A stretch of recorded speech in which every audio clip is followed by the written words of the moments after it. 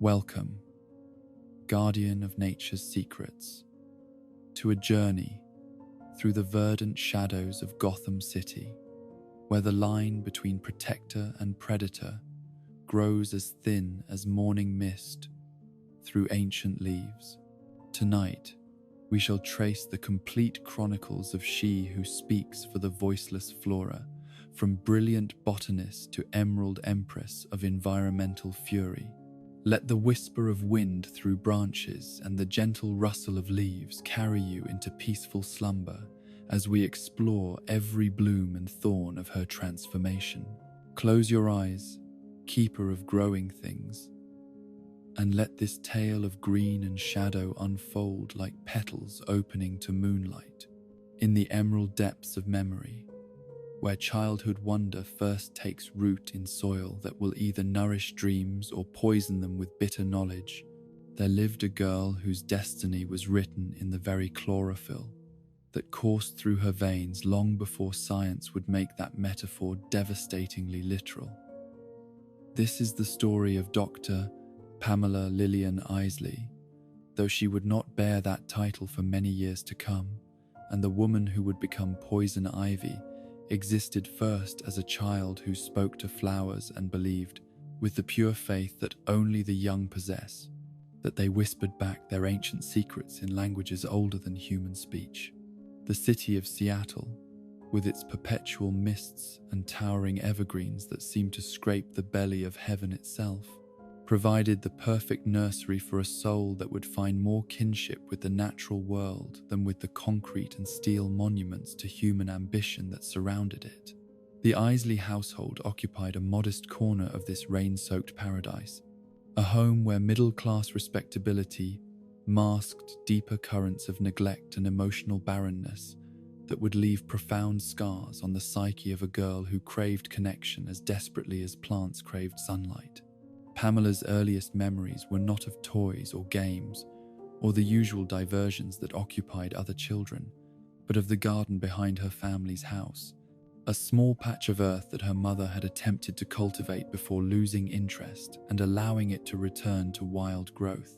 Where others saw weeds and chaos, young Pamela perceived an intricate community of living beings, each plant struggling to survive and thrive according to its own nature, each leaf and stem a voice in a chorus that sang of patience, endurance, and the quiet triumph of life persisting despite neglect. Her parents, well-meaning but fundamentally disconnected from their daughter's unusual interests and exceptional sensitivity, initially indulged what they saw as a harmless phase, a childhood fascination that would surely give way to more conventional pursuits as she matured. Her father,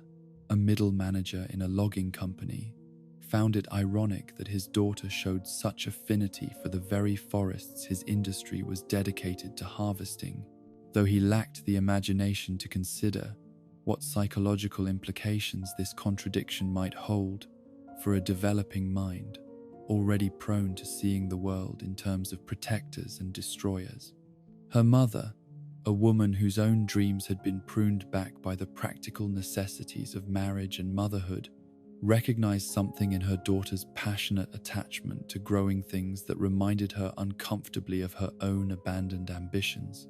creating a distance that would grow wider with each passing year. The attention that Pamela lavished on every struggling seedling and wounded plant in their garden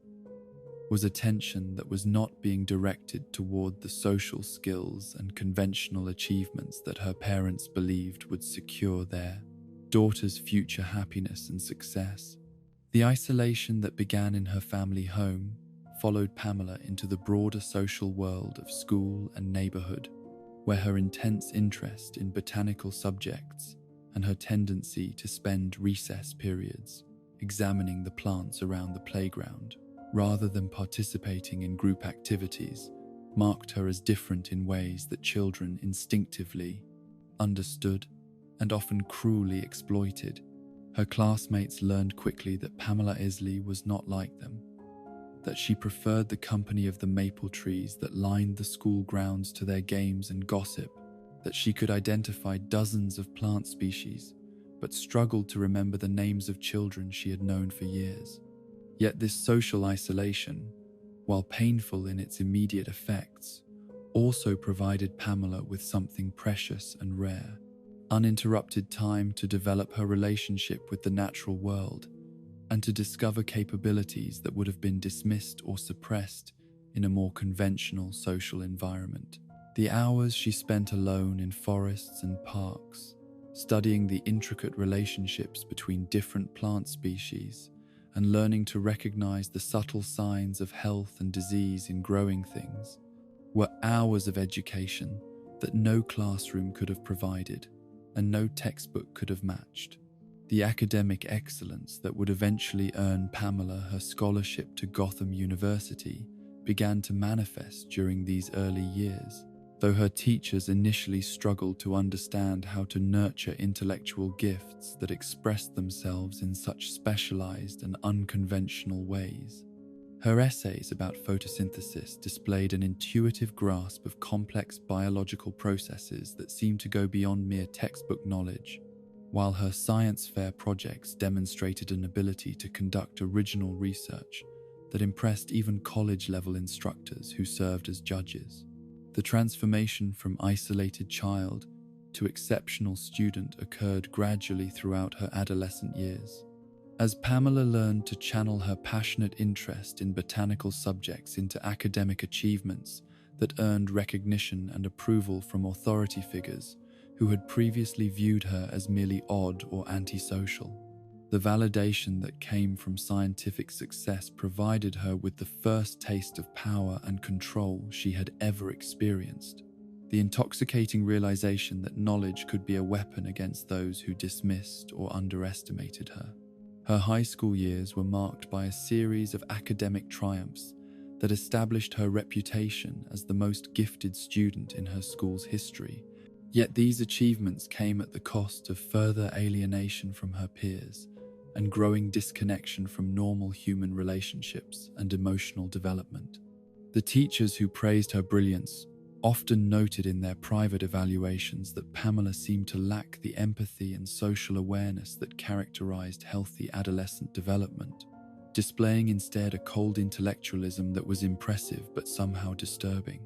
The scholarship that brought Pamela to Gotham University was both reward for her exceptional academic achievements and escape from a family and social environment that had never truly understood or accepted her unusual gifts and interests. The journey from Seattle to Gotham represented more than geographical relocation. It was a transition from a world where her plant obsession marked her as strange, to one where it would be recognized as the foundation for groundbreaking scientific research that could change humanity's relationship with the natural world. Gotham University's botanical department was among the most prestigious in the nation, attracting students and faculty whose dedication to plant science matched Pamela's own passionate commitment to understanding the mysteries of chlorophyll and cellular respiration. For the first time in her life, she found herself in an environment where her interests were not merely tolerated but celebrated,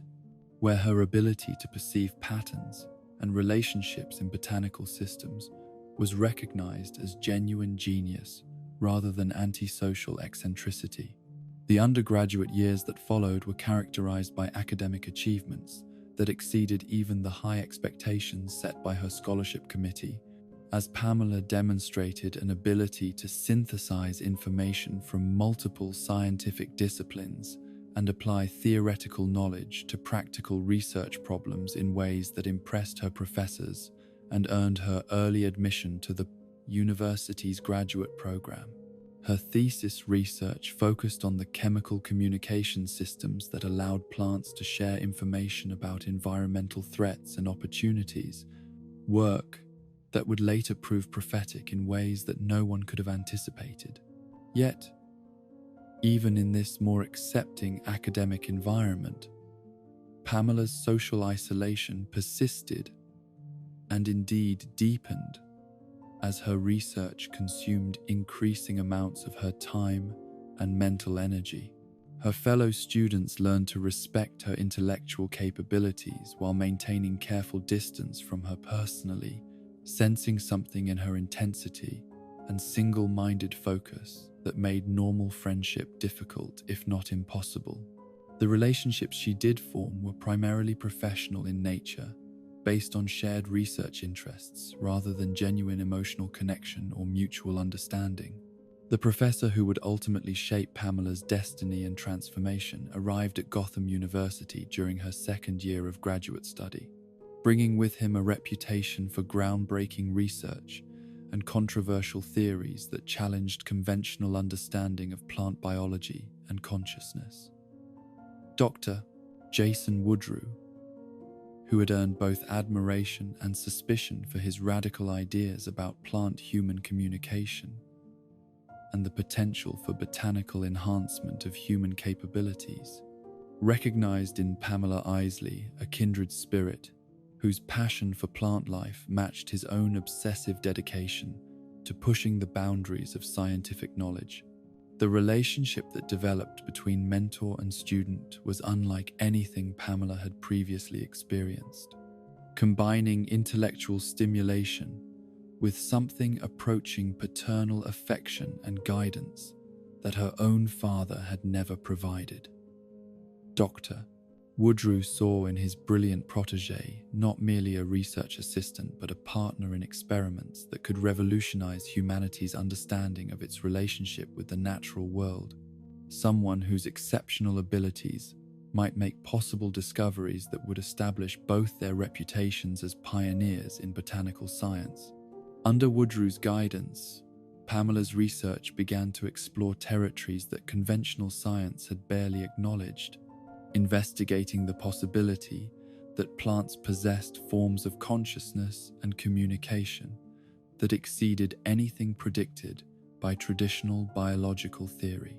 Her dissertation work focused on the chemical compounds that plants use to defend themselves against predators and environmental threats,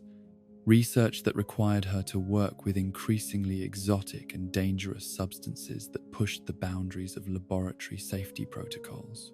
The laboratory where Pamela conducted her most advanced research became a second home, a place where she felt more comfortable and confident than anywhere in the human social world that had never fully accepted her unusual gifts and interests. Surrounded by rare specimens and sophisticated equipment, working with plant toxins and chemical compounds that few researchers would have dared to handle, she experienced a sense of purpose and belonging that had been absent throughout her childhood and adolescence. The experiments that would ultimately lead to her transformation began innocuously enough as attempts to understand how certain plant species had evolved chemical defenses that were not merely toxic to specific predators, but actively beneficial to the plants themselves, creating symbiotic relationships between flora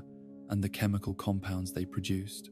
Pamela's hypothesis suggested that human beings might be capable of similar adaptations if exposed to the right combinations of plant-derived chemicals under carefully controlled laboratory conditions. The theoretical framework that supported this research drew upon cutting-edge developments in biochemistry and genetic engineering, combined with Dr. Woodrue's more speculative ideas about the potential for cross-species communication and biological integration. Their work operated at the intersection of legitimate scientific inquiry and something approaching mysticism, exploring possibilities that mainstream academia would have dismissed as fantasy, yet pursuing them with rigorous methodology and careful documentation.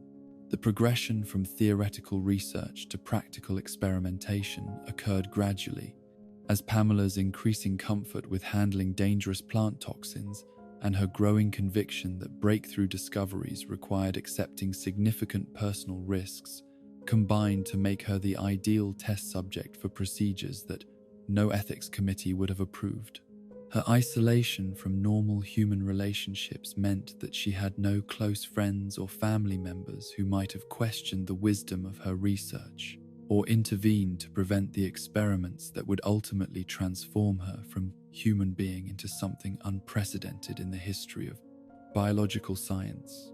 The fatal attraction that drew Pamela toward the research that would remake her very nature was rooted in the same passionate intensity that had defined her relationship with the plant world since childhood, the conviction that true understanding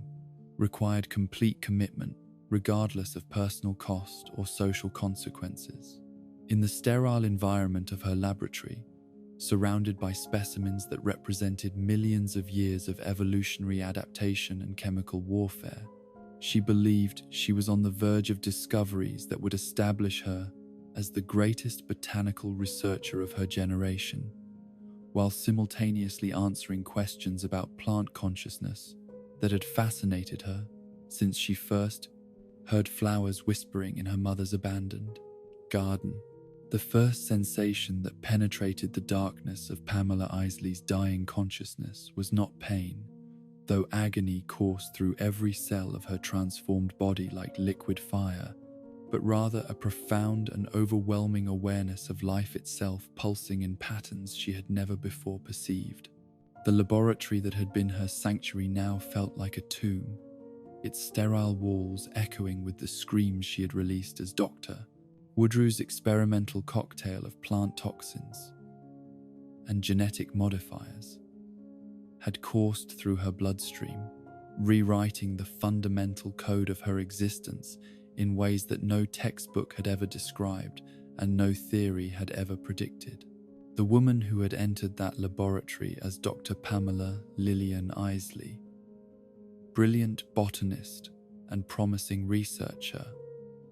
would never emerge unchanged, for the transformation that occurred during those critical hours of cellular reconstruction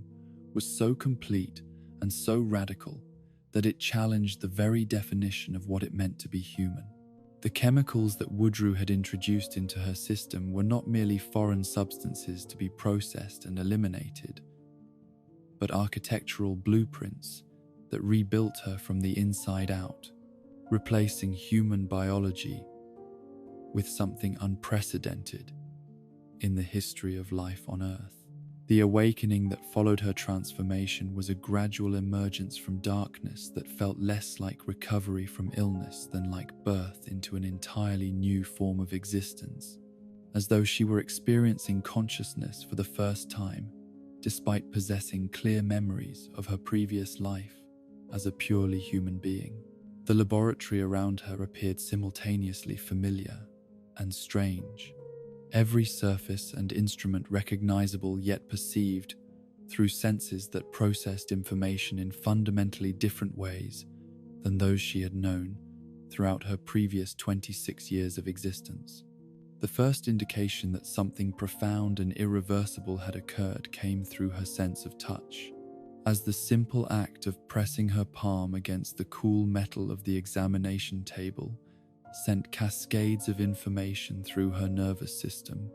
that had nothing to do with temperature or texture. She could feel the molecular structure of the steel, sense the trace elements and impurities in its composition, detect the microscopic organisms that had found purchase on its supposedly sterile surface, all through direct contact that bypassed her previous dependence upon instruments and analysis. The mirror that reflected her face back to her revealed changes that went far beyond the superficial alterations she might have expected from exposure to exotic chemicals and experimental procedures. Her skin possessed a subtle luminescence that seemed to emanate from within, as though chlorophyll now coursed through her veins alongside blood, while her eyes had taken on a verdant hue that seemed to shift and change like light filtering through forest leaves. Her hair, once auburn brown, now held highlights of green that caught the laboratory's fluorescent illumination in ways that defied conventional understanding of human pigmentation. Yet these physical changes, dramatic as they appeared, were merely the visible manifestation of transformations that had occurred at levels far deeper and more fundamental than appearance alone could convey. The consciousness that looked out through those altered eyes was recognizably still Pamela Isley, retaining her memories, her knowledge, her passionate dedication to botanical science. Yet it was also something new and unprecedented, a hybrid form of awareness that existed at the intersection of human intelligence and plant consciousness. The first communication she received from the natural world came through the small potted fern that sat on the windowsill of Woodrew's laboratory, a specimen she had barely noticed during her months of research, but which now called to her with a voice that was not sound, but something deeper and more intimate than auditory perception. The plant's distress at being confined in artificial soil and exposed to artificial light reached her awareness like a cry for help from a frightened child, carrying with it emotional content that her previous purely human consciousness could never have detected or interpreted. The response that rose unbidden from her transformed physiology was as instinctive as breathing had once been, a surge of bioelectric energy that flowed from her hands to the struggling plant, carrying with it nutrients and growth factors that her body had somehow learned to synthesize and direct according to the fern's specific needs. The immediate transformation of the specimen from drooping weakness to vibrant health was accompanied by sensations of gratitude and relief that reached her consciousness as clearly as if the plant had spoken words of thanks in perfect English. This first successful act of plant communication and enhancement was followed by a systematic exploration of her new capabilities, as Pamela tested the limits and parameters of abilities that seemed to expand with each passing hour. The ivy that climbed the exterior wall of the laboratory responded to her mental commands by growing with impossible speed, sending tendrils through the window to caress her hand with movements that conveyed affection and recognition. The roses in the courtyard below bent their stems toward her location,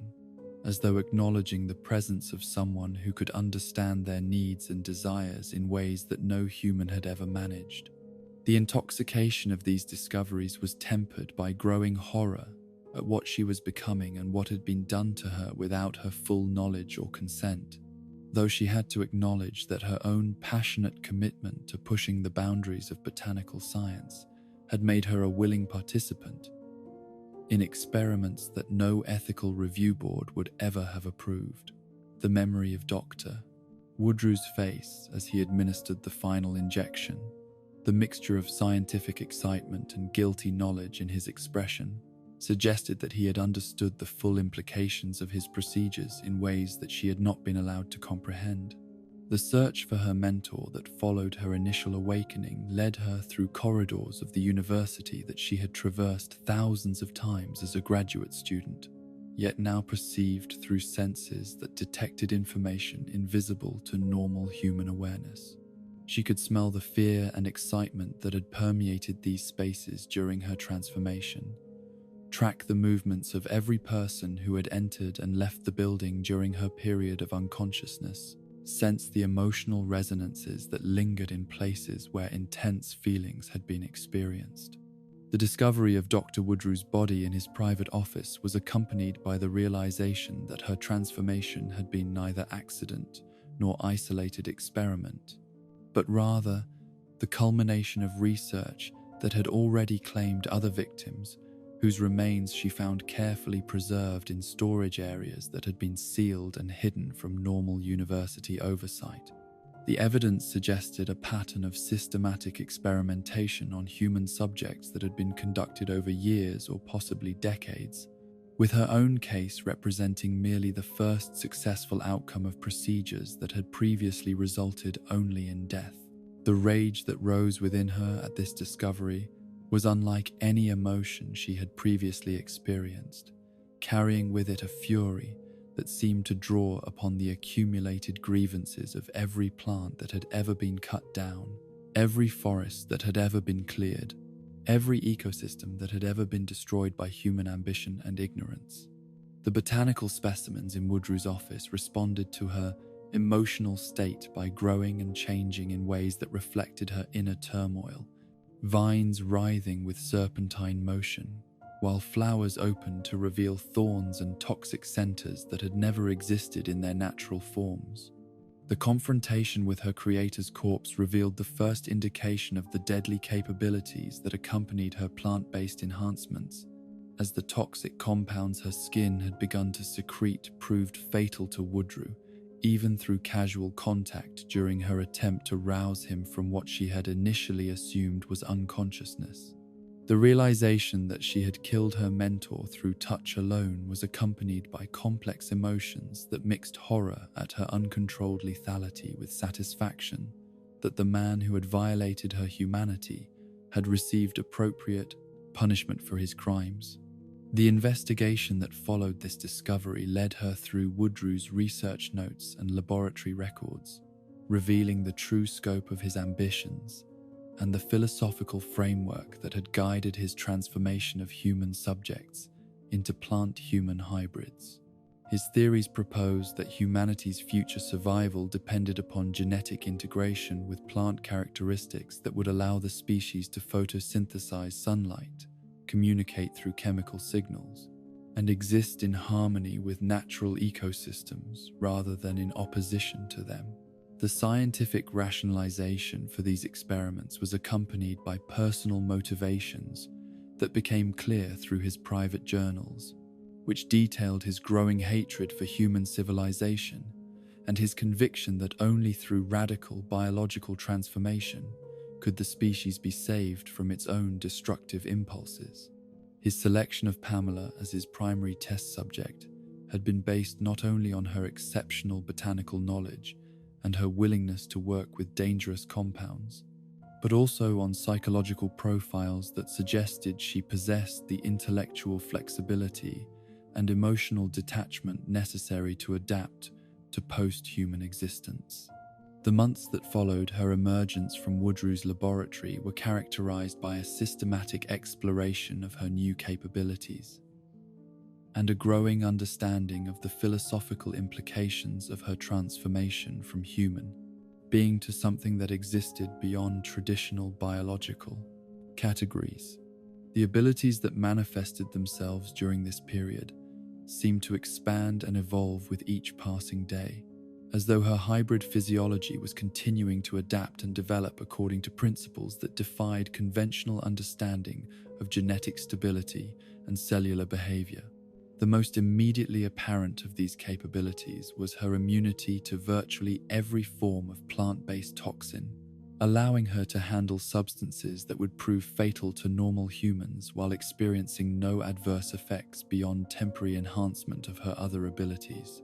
The poisons that had once required careful laboratory procedures and protective equipment could now be absorbed through her skin or even ingested without harm, their molecular structures somehow incorporated into her biological systems and converted into sources of strength and energy. The manipulation of plant growth and behavior that had begun with simple communication evolved into direct control over botanical systems that responded to her mental commands with the precision of extensions of her own body. Vines would grow and move according to her will, forming complex patterns, or serving as additional limbs that could reach distances her normal anatomy could not achieve. Trees would bend their branches to provide shelter or concealment, while flowers would bloom or close according to her emotional state or tactical requirements. The most disturbing of her new abilities was the power to generate and control pheromones and chemical attractants that could influence human behavior and emotional responses in ways that made normal social interaction virtually impossible. The men and women who encountered her found themselves inexplicably drawn to her presence, their judgment clouded by biochemical signals that bypassed rational thought and created artificial feelings of attraction, trust, or fear depending upon her intentions and emotional state.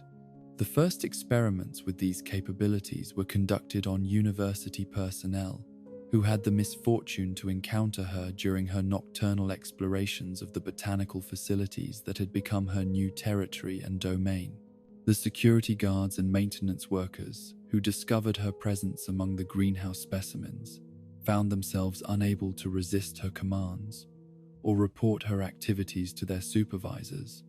their minds overwhelmed by chemical influences that made them eager to please and protect her rather than fulfilling their professional obligations. The ethical implications of these encounters weighed heavily upon the remnants of her human conscience, even as the plant aspects of her consciousness argued that such manipulation was simply the natural order of predator and prey relationships that had governed survival strategies throughout evolutionary history. The internal conflict between her retained human values and her emerging plant nature created psychological tensions that would define much of her future development and decision-making processes. The greenhouse complexes of Gotham University became her first true home as a transformed being, spaces where she could exist surrounded by plant life that understood and accepted her hybrid nature without the complications and moral ambiguities that characterized her interactions with human beings. The specimens housed within these controlled environments responded to her presence by achieving levels of health and vitality that exceeded anything documented in their care records, growing larger and more vibrant as they benefited from her ability to provide precise nutrients and optimal growing conditions through direct biological interface. The creation of her first plant children occurred during these early months of exploration and adaptation,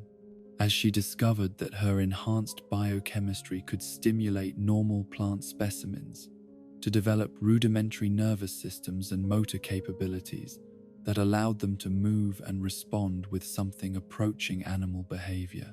These hybrid creations retained their plant characteristics while gaining abilities that had previously been limited to fauna, creating new forms of life that existed in the liminal space between kingdoms of biological classification. The relationship she developed with these plant children was unlike anything she had previously experienced, combining maternal protective instincts with scientific fascination and genuine emotional connection to beings that could communicate with her through direct chemical and bioelectric interface. Their dependence upon her care and guidance provided her with purpose and meaning that helped fill the void left by her increasing alienation from human society and relationships. The costume and identity that would become associated with the name Poison Ivy evolved during these months of self-discovery, as she experimented with plant-derived materials that could serve as both protection and expression of her transformed nature. The green bodysuit that became her signature garment was woven from specially modified plant fibers that could photosynthesize sunlight to supplement her energy needs, while providing flexibility and durability that exceeded any synthetic material. The leaves and vines that adorned her appearance were living accessories that served as extensions of her nervous system and sources of additional sensory input. The psychological shift from Dr. Pamela Isley to Poison Ivy was accompanied by the adoption of an identity that embraced her transformation rather than mourning her lost humanity, though the process was neither smooth nor complete.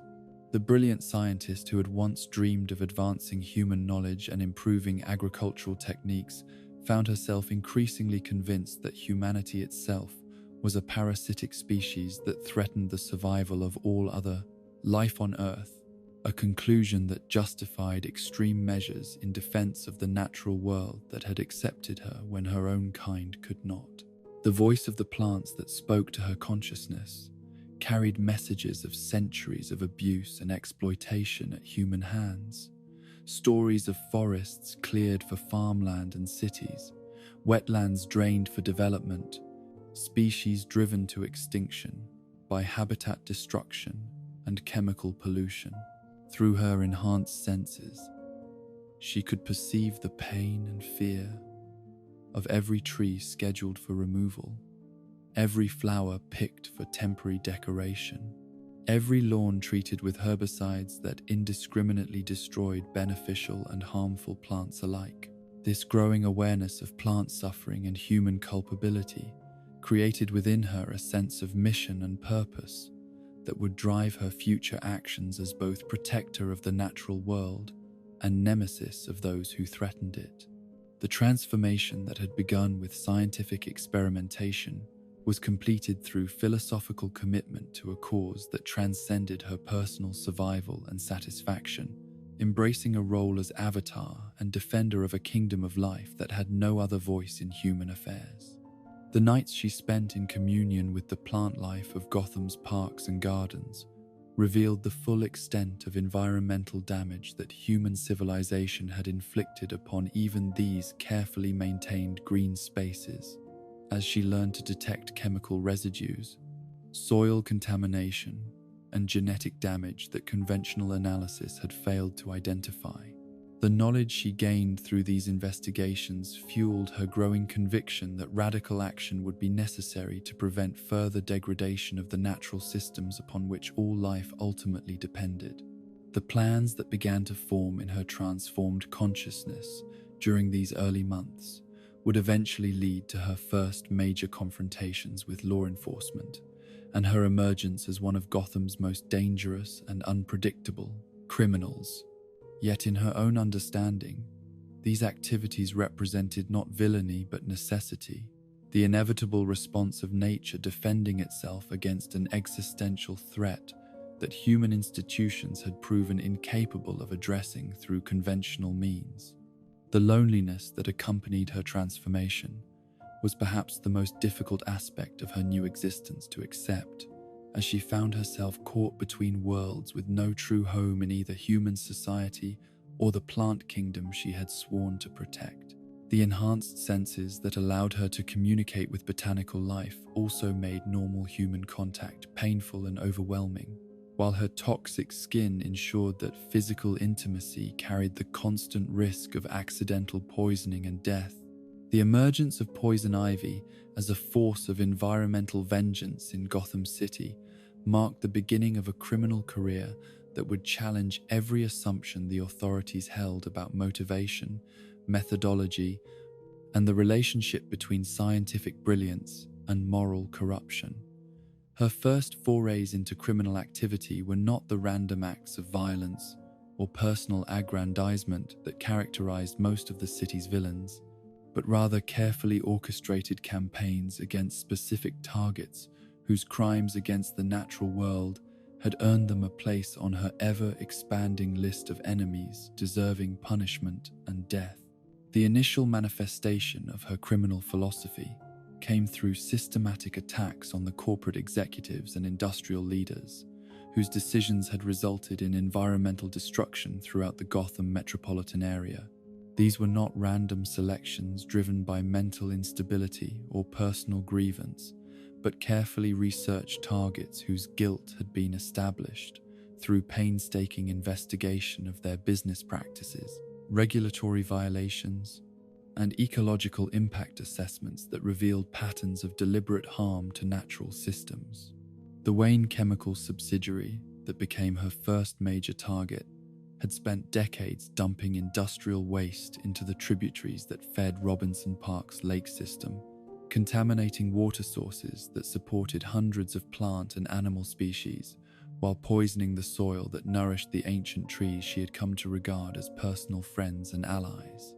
The executives responsible for these policies had hidden behind corporate legal structures and regulatory capture that made conventional prosecution impossible, creating a situation that demanded more direct and permanent forms of justice. The method she employed to eliminate the company's board of directors demonstrated the sophisticated understanding of human psychology and biochemistry that would become her signature throughout her criminal career. Rather than resorting to crude violence or obvious poisoning, she orchestrated an elaborate seduction that drew each victim into situations where they believed themselves to be in control, while actually being manipulated by pheromones and psychological techniques that made resistance impossible. The first executive to fall victim to her environmental justice was Robert Sterling, the chief financial officer, whose cost-benefit analyses had consistently concluded that paying pollution fines was more economical than implementing proper waste disposal procedures. His death occurred during what he believed to be a romantic encounter with a beautiful environmental activist who had approached him at a charity gala, her apparent attraction to his wealth and power so convincing that he never suspected the biological warfare being waged through every breath of her intoxicating perfume. The toxins that coursed through Sterling's system during their intimate encounter were derived from plants that his company's policies had driven to extinction, a poetic justice that satisfied both her scientific appreciation for elegant solutions and her growing need to make the punishment fit the environmental crimes that had been committed. His death appeared to result from natural causes, a heart attack brought on by excitement and physical exertion, though the trace compounds that actually caused his cardiac arrest would have been undetectable to any conventional autopsy procedures. The pattern established with Sterling's elimination was refined and repeated with each subsequent target, as Poison Ivy developed increasingly sophisticated methods for approaching and dispatching the individuals she held responsible for crimes against the natural world. Her ability to alter her appearance through controlled manipulation of plant-based cosmetics and her mastery of pheromone chemistry made her virtually undetectable to security systems designed to identify known criminals, while her scientific background provided her with detailed knowledge of each victim's personal vulnerabilities and psychological weaknesses. The romantic manipulations that became her preferred method of approach and elimination served multiple purposes beyond simple, tactical convenience, allowing her to experience a twisted form of intimacy with the very individuals whose destruction she sought, while simultaneously demonstrating her complete power over men who had built their careers on dominating and controlling others. The irony of powerful executives and corporate leaders reduced to helpless puppets by a woman they perceived as merely another attractive accessory was not lost on someone whose own powerlessness as a graduate student had been exploited by the very system she now challenged. The investigation that gradually began to connect these seemingly unrelated deaths was hampered by the apparent lack of common factors among the victims beyond their involvement in environmental policy decisions, information that required considerable research to uncover, and even more sophisticated analysis to recognize as a meaningful pattern. The Gotham City Police Department's Environmental Crimes Unit was understaffed and underfunded, lacking both the resources and the political support necessary to pursue investigations that threatened powerful corporate interests and their political allies. The breakthrough that eventually identified the environmental connection came through the detective work of Harvey Bullock, whose working-class background and personal experience with industrial pollution had given him insights into corporate environmental practices that his more educated colleagues lacked. The pattern he detected in the victims' business histories revealed a conspiracy of environmental destruction that had operated with impunity for decades, protected by regulatory capture and political corruption that made conventional prosecution impossible. The realization that Gotham faced a new form of criminal whose methods and motivations fell outside all existing categories of deviant behavior created consternation among law enforcement officials who had grown accustomed to dealing with criminals whose goals could be understood in terms of financial gain, personal revenge, or simple psychological dysfunction. The environmental terrorist who had begun targeting corporate executives operated according to a moral framework that was both comprehensible and completely alien to officers trained to think in terms of conventional criminal justice. The expansion of Poison Ivy's campaign beyond individual executives to include systematic attacks on industrial facilities and corporate infrastructure demonstrated her growing confidence in her abilities and her increasing commitment to radical environmental activism that recognized no distinction between property destruction and legitimate political protest. The chemical plants and manufacturing facilities that became her targets were selected according to strict criteria that evaluated their environmental impact and their vulnerability to the forms of botanical warfare she had perfected during her months of experimentation and development. The attack on Stag Industries' pesticide manufacturing complex represented a significant escalation in both the scale and the symbolic importance of her environmental terrorism, as she orchestrated the systematic destruction of facilities that produced chemical compounds specifically designed to kill the plant life she had sworn to protect and defend.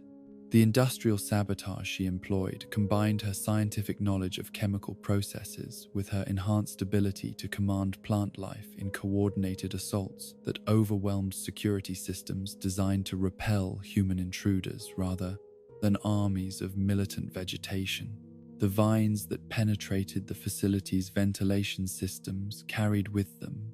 spores and chemical compounds that neutralized the toxic substances stored within the complex, while simultaneously converting the industrial infrastructure into a massive greenhouse environment where her plant allies could establish permanent colonies. The transformation of a pesticide factory into a thriving ecosystem was both practical victory and powerful symbolic statement about the ultimate fate she envisioned for all of human civilization's attempts to dominate and control the natural world. The financial district offices that housed the investment firms and banks responsible for funding environmentally destructive projects became her next category of targets as she expanded her definition of environmental criminals to include those who enabled destruction through economic support rather than direct participation. The sophisticated understanding of corporate finance and investment strategies that guided these attacks revealed the depth of research and planning that preceded each operation, demonstrating that her transformation had enhanced rather than diminished her intellectual capabilities. The methods she employed to infiltrate these heavily secured financial institutions relied upon her ability to manipulate both electronic security systems and human personnel through combinations of technological sabotage and biochemical warfare that exploited vulnerabilities no security consultant had ever considered. The pheromones that influenced human behavior could be precisely calibrated to produce specific responses in guards and administrators, while her plant allies could interfere with electronic surveillance and communication systems through targeted electromagnetic manipulation. The psychological profile that emerged from analysis of these increasingly bold attacks revealed a criminal mind that combined exceptional intelligence with complete moral certainty about the righteousness of her cause, creating a dangerous opponent who felt no guilt or uncertainty about the methods she employed in service of environmental protection. The transformation that had given her superhuman abilities had also liberated her from the ethical constraints that limited normal human behavior, allowing her to pursue her goals with single-minded dedication that recognized no boundaries or limitations. The relationship between poison ivy and the plant life of Gotham City evolved during this period, from simple communication and control to something approaching genuine partnership, as the trees and flowers that inhabited the city's parks and gardens began to serve as intelligence networks and early warning systems that kept her informed about law enforcement activities and potential threats to her operations. The urban forest that most citizens viewed as mere decoration became an elaborate surveillance apparatus that monitored human activity and reported back to their plant-human ally. The establishment of her first major headquarters in the abandoned subway tunnels beneath Robinson Park demonstrated her growing confidence and her need for more sophisticated base of operations than the university greenhouses that had served as her initial sanctuary. The underground chambers she converted into elaborate botanical gardens were hidden from human detection while providing ideal growing conditions for the exotic and dangerous plant species that served as her weapons and companions. The creation of these subterranean ecosystems required months of careful preparation and enormous quantities of specialized materials that she acquired through increasingly brazen raids on botanical institutions and agricultural research facilities throughout the eastern seaboard. The theft of rare specimens and advanced growing equipment from universities and corporate laboratories expanded her criminal activities beyond environmental terrorism to include more conventional forms of property crime, though always in service of her larger mission to build an army of plant allies. The first encounter between Poison Ivy and Batman occurred during one of these acquisition raids, when the Dark Knight's investigation into a series of thefts from Gotham University's agricultural extension program led him to discover her presence in the very laboratories where her transformation had occurred months earlier. The confrontation that followed would establish the pattern for their future conflicts, as she tested her enhanced abilities against an opponent whose reputation for impossible victories had made him a legend among Gotham's criminal community. The battle that ensued in the university's greenhouse complex revealed both the extent of her powers and the limitations that would define her criminal career, as Batman's careful preparation and tactical expertise proved capable of countering her botanical allies and chemical weapons, despite her obvious advantages in the chosen environment. The detective work that had allowed him to anticipate her presence and prepare appropriate countermeasures demonstrated that her operations were not as invisible as she had assumed, while his resistance to her pheromone attacks suggested that her psychological manipulation techniques could be defeated through proper equipment and mental discipline. The escape that concluded this initial confrontation was achieved through tactics that would become characteristic of her future encounters with law enforcement, as she used her plant allies to create chaos and confusion while disappearing into the urban forest that she had made into her domain. The message she left behind for Batman, written in living vines that spelled out warnings about the consequences of interfering with nature's justice, established her as a new category of criminal whose motivations and methods fell outside his previous experience with Gotham's villains. The media attention that followed news of Batman's encounter with an apparent plant-controlling terrorist created the first public awareness of Poison Ivy's existence and environmental agenda, though the initial reports focused more on the spectacular nature of her abilities than on the political and philosophical implications of her activism. The sensationalized coverage that portrayed her as another costumed freak rather than a serious environmental advocate frustrated her desire to use her criminal activities as a platform for educating the public about ecological issues and corporate environmental crimes. The recruitment efforts that she began during this period represented an attempt to build a broader movement of environmental activists who shared her commitment to radical action in defense of the natural world. Though her methods of identifying and approaching potential allies often relied on the same manipulation and coercion techniques she employed against her enemies, the volunteers who joined her cause were not always fully aware of the extent to which their dedication resulted from chemical influence rather than genuine political conviction. The training programs she established for her human allies combined practical instruction in botanical warfare and environmental sabotage,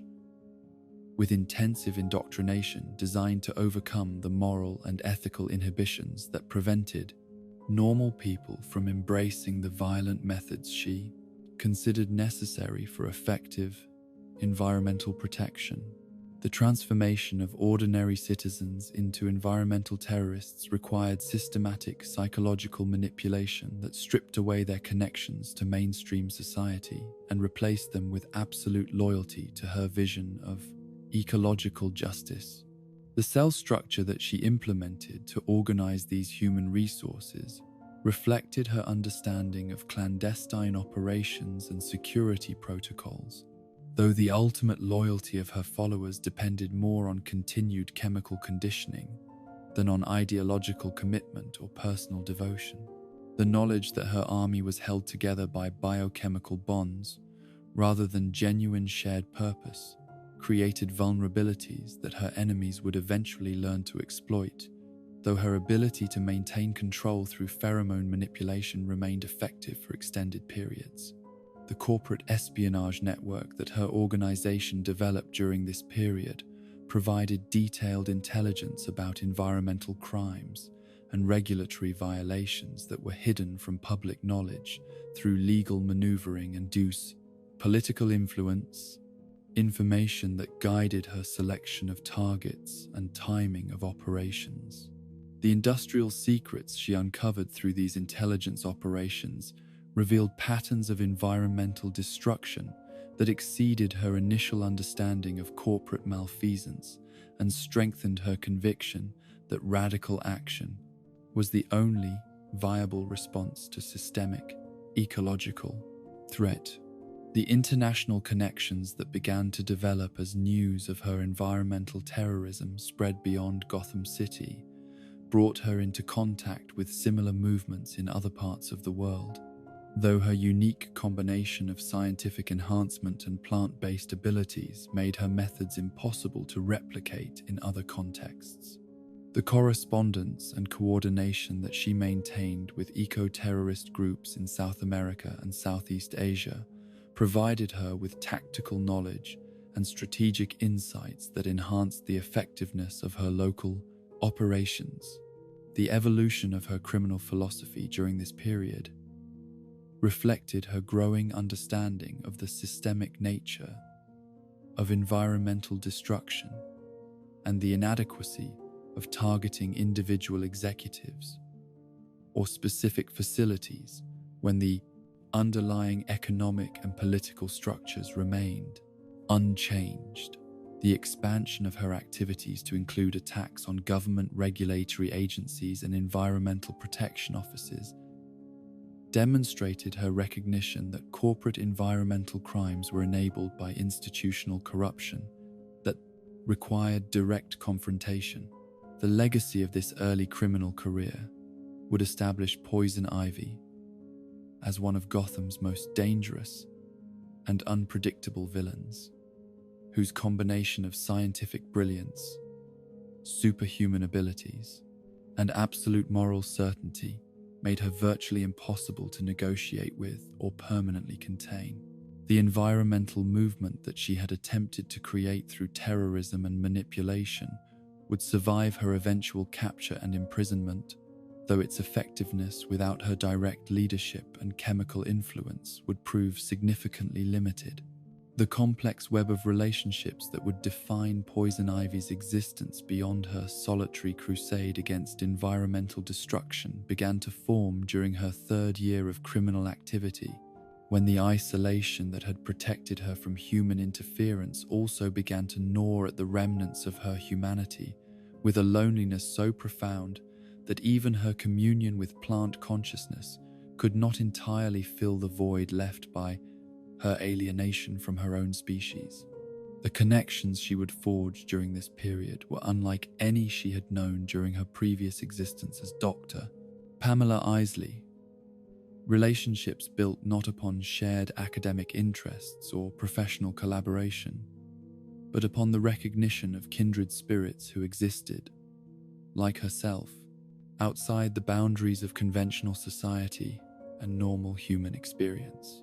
The first of these transformative encounters occurred in the most unlikely of circumstances, during what should have been a routine confrontation with another of Gotham's costumed criminals whose activities had inadvertently threatened one of her carefully cultivated urban sanctuaries. Harley Quinn, the former psychiatrist turned chaotic force of unpredictable violence and manic energy, had chosen Robinson Park as the location for an elaborate practical joke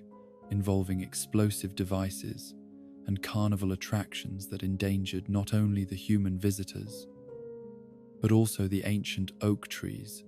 that Poison Ivy had spent months nurturing back to health after years of urban pollution. Damage. The battle that ensued when Ivy confronted this apparent threat to her botanical domain was unlike any she had previously experienced. Not because of the physical challenge posed by Quinn's acrobatic skills, and unpredictable combat techniques. But because of the unexpected emotional resonance she felt with someone whose transformation,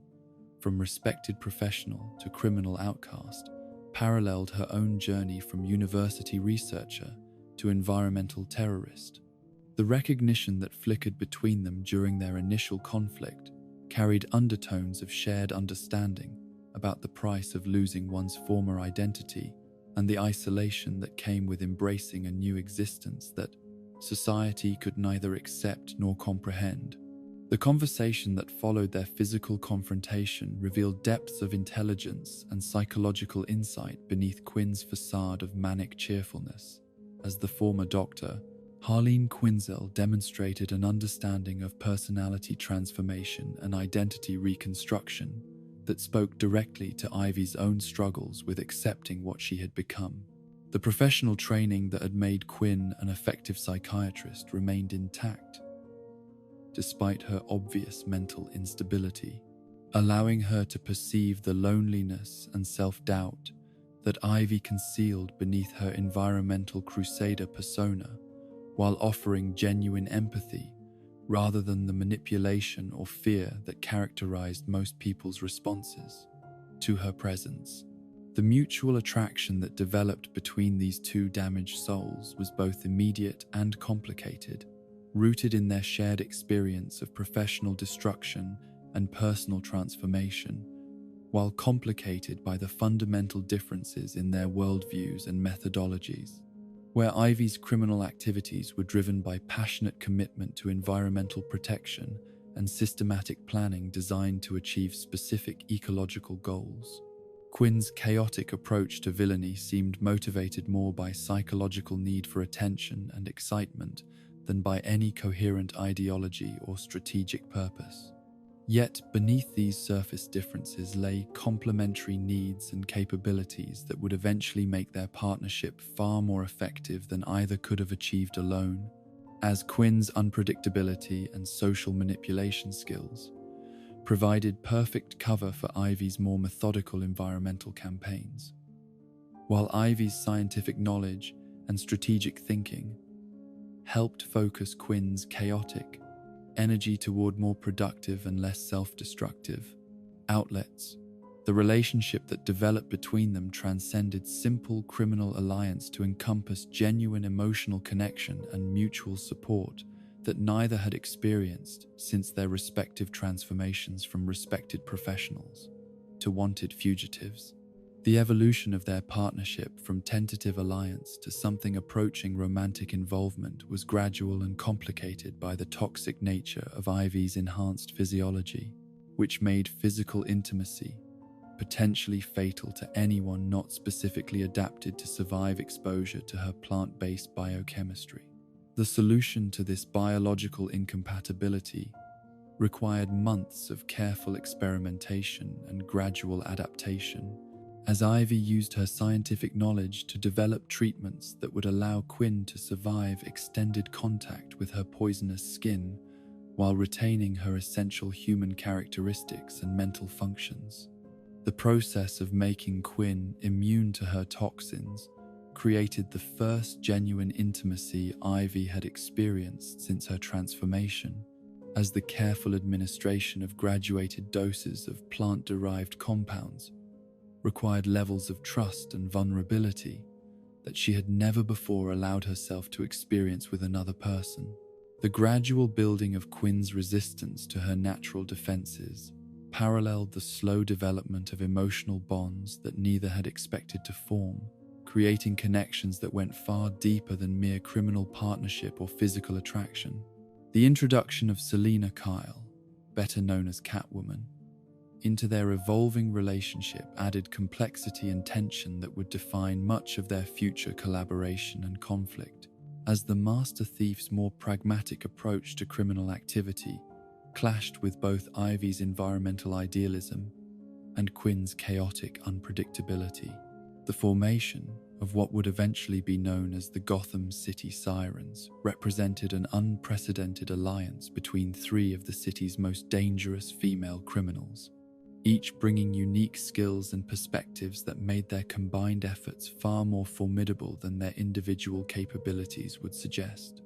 The dynamics that emerged within this criminal triumvirate reflected the complex personalities and competing motivations of its members, with Kyle serving as a stabilizing influence whose practical experience and strategic thinking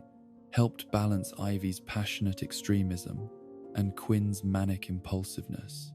The Master Thief's ability to navigate Gotham's criminal underworld and maintain connections with both law enforcement and legitimate society provided the group with intelligence networks and strategic resources that enhanced their operational effectiveness, while also creating opportunities for conflicts over priorities and methods.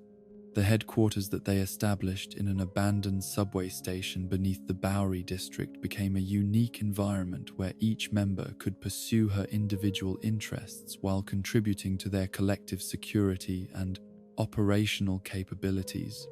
The extensive botanical gardens that Ivy cultivated in the tunnel systems provided both sanctuary and weapons manufacturing facility, while Quinn's modifications to the living spaces reflected her need for chaotic creativity and psychological stimulation. Kyle's contributions focused on security systems and escape routes that would allow them to avoid capture while maintaining their criminal activities. The romantic triangle that developed among the three criminals was further complicated by the fundamental differences in their approaches to relationships and emotional attachment, with Ivy's plant-enhanced psychology making her simultaneously more intense and more detached than normal human partners, while Quinn's damaged psyche created patterns of obsession and abandonment that challenged everyone around her. Kyle's more conventional approach to romance and partnership provided stability but also created jealousy and competition that threatened to destroy their criminal alliance.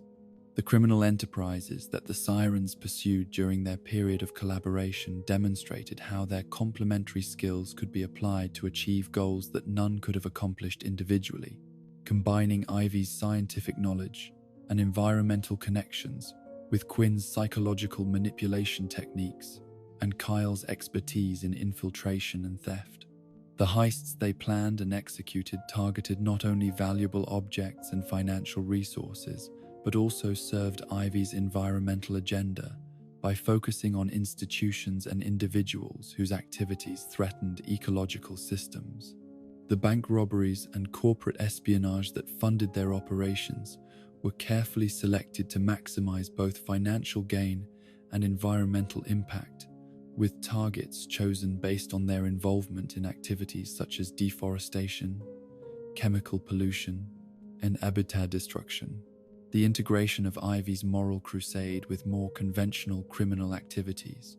created unique opportunities for achieving multiple objectives through single operations, while also generating the resources necessary to fund their increasingly ambitious projects. The relationship between the Sirens and Gotham's other criminal organizations was marked by both cooperation and conflict, as their independent status and unique capabilities made them valuable allies for some operations, while their refusal to submit to traditional criminal hierarchies created tensions with established power structures. The respect they earned through successful operations and their ability to avoid capture made them sought-after partners for complex schemes, while their unpredictability and conflicting agendas made long-term alliances difficult to maintain. The encounters with Batman and other heroes that occurred during this period tested not only their individual abilities but also their capacity to work together under pressure, revealing both the strengths and weaknesses of their partnership, while forcing them to develop new strategies for dealing with opponents who understood their individual patterns but had not yet adapted to their collaborative methods. The detective work required to anticipate and counter their combined operations challenged even Batman's analytical capabilities, while their mutual loyalty and willingness to sacrifice for each other created unexpected variables that complicated pursuit and capture attempts. The internal conflicts that periodically threatened to destroy their alliance reflected the deep-seated psychological issues and conflicting priorities that each member brought to their relationships.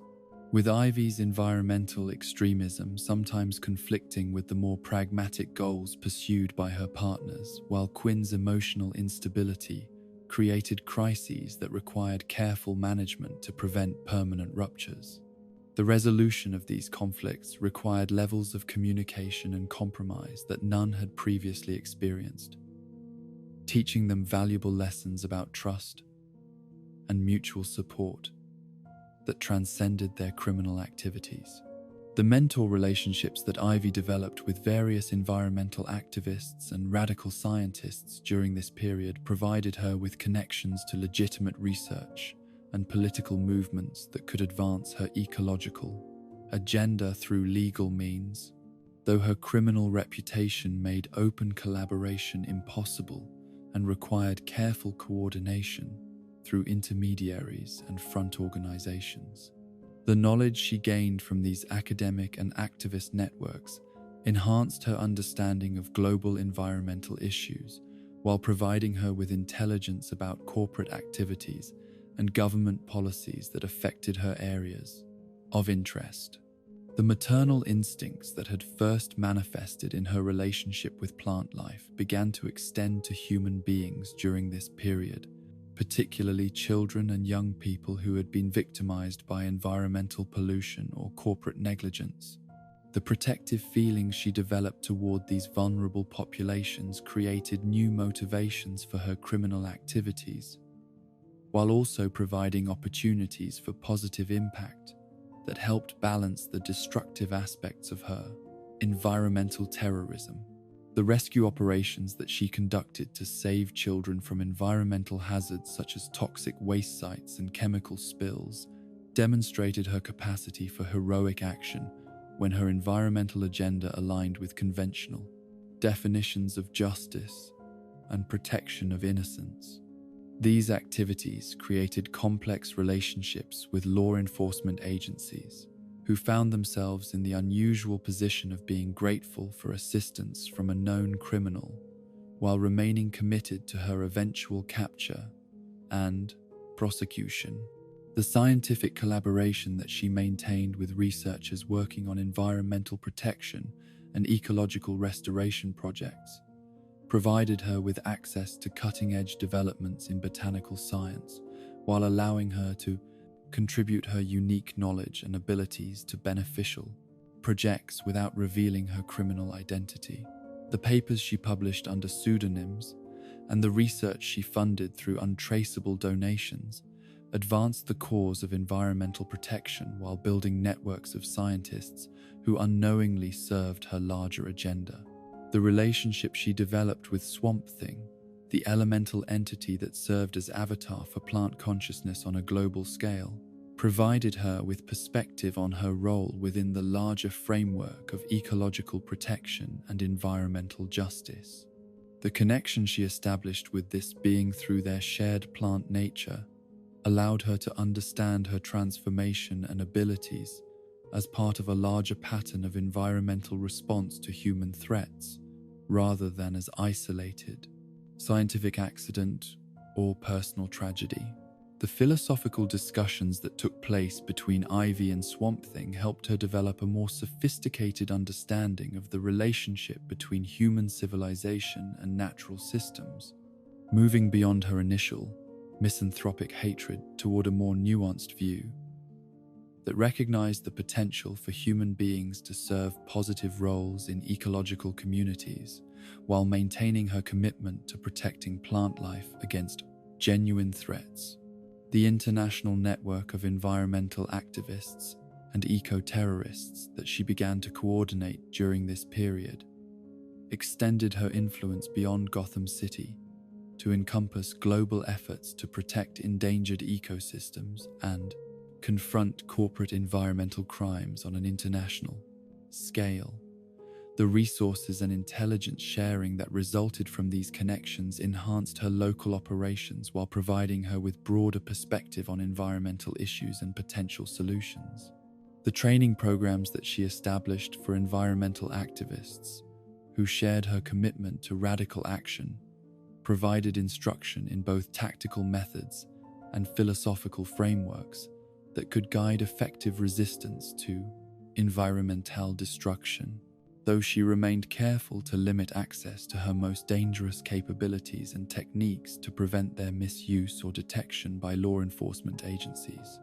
The legacy of these relationships and alliances would extend far beyond their immediate tactical benefits to reshape Ivy's understanding of her role and purpose as both environmental protector and social outcast, teaching her that even the most alienated individuals could find meaningful connections and support if they remained open to possibilities for understanding and cooperation. The lessons she learned about trust, loyalty, and mutual support during this period would influence her future relationships and decision-making processes in ways that made her both more effective as a criminal and more capable of positive contribution to the causes she claimed to serve. The profound narrative arcs that would establish Poison Ivy as one of Gotham's most complex and enduring figures began to unfold during the period following her alliance with the Gotham City Sirens, when the catastrophic events that periodically reshaped the city provided her with opportunities to demonstrate that her environmental extremism could serve purposes that transcended simple terrorism and approached something resembling heroism. The first of these defining moments came during the crisis that would be remembered as No Man's Land, when a devastating earthquake reduced much of Gotham to rubble, and the federal government's decision to abandon the city created a power vacuum that allowed various factions to claim territory according to their ability to defend it, rather than any legitimate authority. The transformation that Poison Ivy wrought upon Robinson Park during this period of urban chaos represented perhaps the most ambitious botanical engineering project ever attempted, as she used her enhanced abilities and accumulated knowledge to convert the damaged parkland into a thriving ecosystem that served as both sanctuary for displaced civilians and demonstration of what the city could become if human development were brought into harmony with natural systems. The jungle paradise that emerged from her months of careful cultivation provided clean water, fresh food, and safe shelter for hundreds of refugees, while also serving as a fortress that could defend itself against the various gangs and militias that sought to claim the territory for less benevolent purposes. The methods she employed to achieve this remarkable transformation combined her scientific understanding of ecological relationships with her supernatural ability to accelerate plant growth and direct botanical behavior, creating an environment that operated according to principles that seemed to violate natural laws, while actually representing the perfection of natural processes through intelligent guidance and enhancement. The trees that grew to enormous size in impossibly short periods were not artificial creations, but rather natural organisms that had been enabled to achieve their full potential through optimal nutrition and careful removal, environmental stressor. The social experiment that evolved within her botanical domain challenged conventional assumptions about human nature and the possibilities for peaceful coexistence between civilization and the natural world, as the refugees who sought shelter in her park found themselves gradually adapting to lifestyle patterns that emphasized cooperation with natural systems rather than domination over them. The rules that governed behavior within her territory were enforced not through traditional legal mechanisms but through the plant life itself, which responded to antisocial behavior by restricting access to resources while rewarding those who demonstrated respect for the ecological balance she had established. The children who grew up within this green sanctuary during the months of isolation from the outside world developed relationships with plant life that approached the level of communication and partnership that Ivy herself had achieved, suggesting that her transformation might represent not a unique accident, but rather an evolutionary possibility that could be realized by others under proper conditions. The educational programs she established taught these young people to understand the language of growing things, while also providing them with practical knowledge about botany, ecology, and sustainable living that would serve them throughout their lives. The defensive capabilities that her botanical fortress displayed when threatened by external forces demonstrated the military potential of plant-based warfare when directed by someone with both scientific knowledge and supernatural enhancement, as armies of carnivorous vines and toxic flowering plants proved capable of repelling armed assaults by well-equipped militias, while causing minimal permanent harm to attackers who were willing to retreat rather than persist in their Pakis. Aggression. The psychological impact of being defeated by seemingly peaceful vegetation created lasting impressions that discouraged future attempts at conquest while establishing her reputation as a protector rather than merely a terrorist. The eventual restoration of legitimate government control over Gotham City forced Ivy to abandon her botanical paradise, though the memory of what had been achieved during those chaotic months would influence her future activities and provide evidence that her environmental vision was not merely destructive fantasy, but achievable reality given proper circumstances and sufficient resources. The refugees who had experienced life within her green domain carried with them knowledge and appreciation for ecological principles that would spread throughout the city's population, creating a constituency for environmental protection that had never previously existed. The involvement in the Hush storyline that followed her return to more conventional criminal activities demonstrated her evolution from simple environmental terrorist to sophisticated manipulator, whose understanding of human psychology had been refined through her experiences with the Sirens and her leadership of the Robinson Park community. The role she played in the elaborate conspiracy that sought to destroy Batman through psychological warfare rather than direct confrontation revealed her ability to function as both independent operator and valuable ally whose unique capabilities could serve purposes that transcended her personal, environmental agenda. The manipulation of both Batman and the various criminals involved in the Hush plot showcased her mastery of pheromone chemistry and psychological warfare, as she used her enhanced abilities to influence key decisions and create emotional responses that served the larger conspiracy while also advancing her own interests and protecting those she had come to care about. The complex web of alliances and betrayals that characterized this period tested her ability to navigate competing loyalties and conflicting objectives while maintaining her essential principles and long-term goals. The romantic subplot that developed during this storyline with Batman himself represented perhaps the most psychologically complex relationship of her criminal career, as the attraction between the Dark Knight and the environmental extremist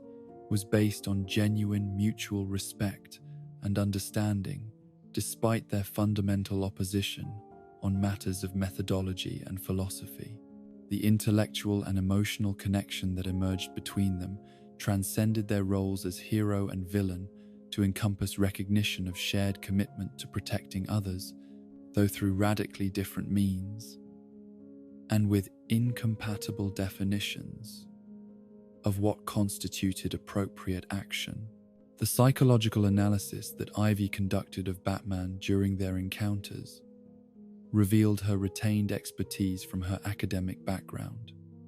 while also demonstrating how her plant-enhanced consciousness allowed her to perceive emotional and psychological patterns that were invisible to normal human awareness.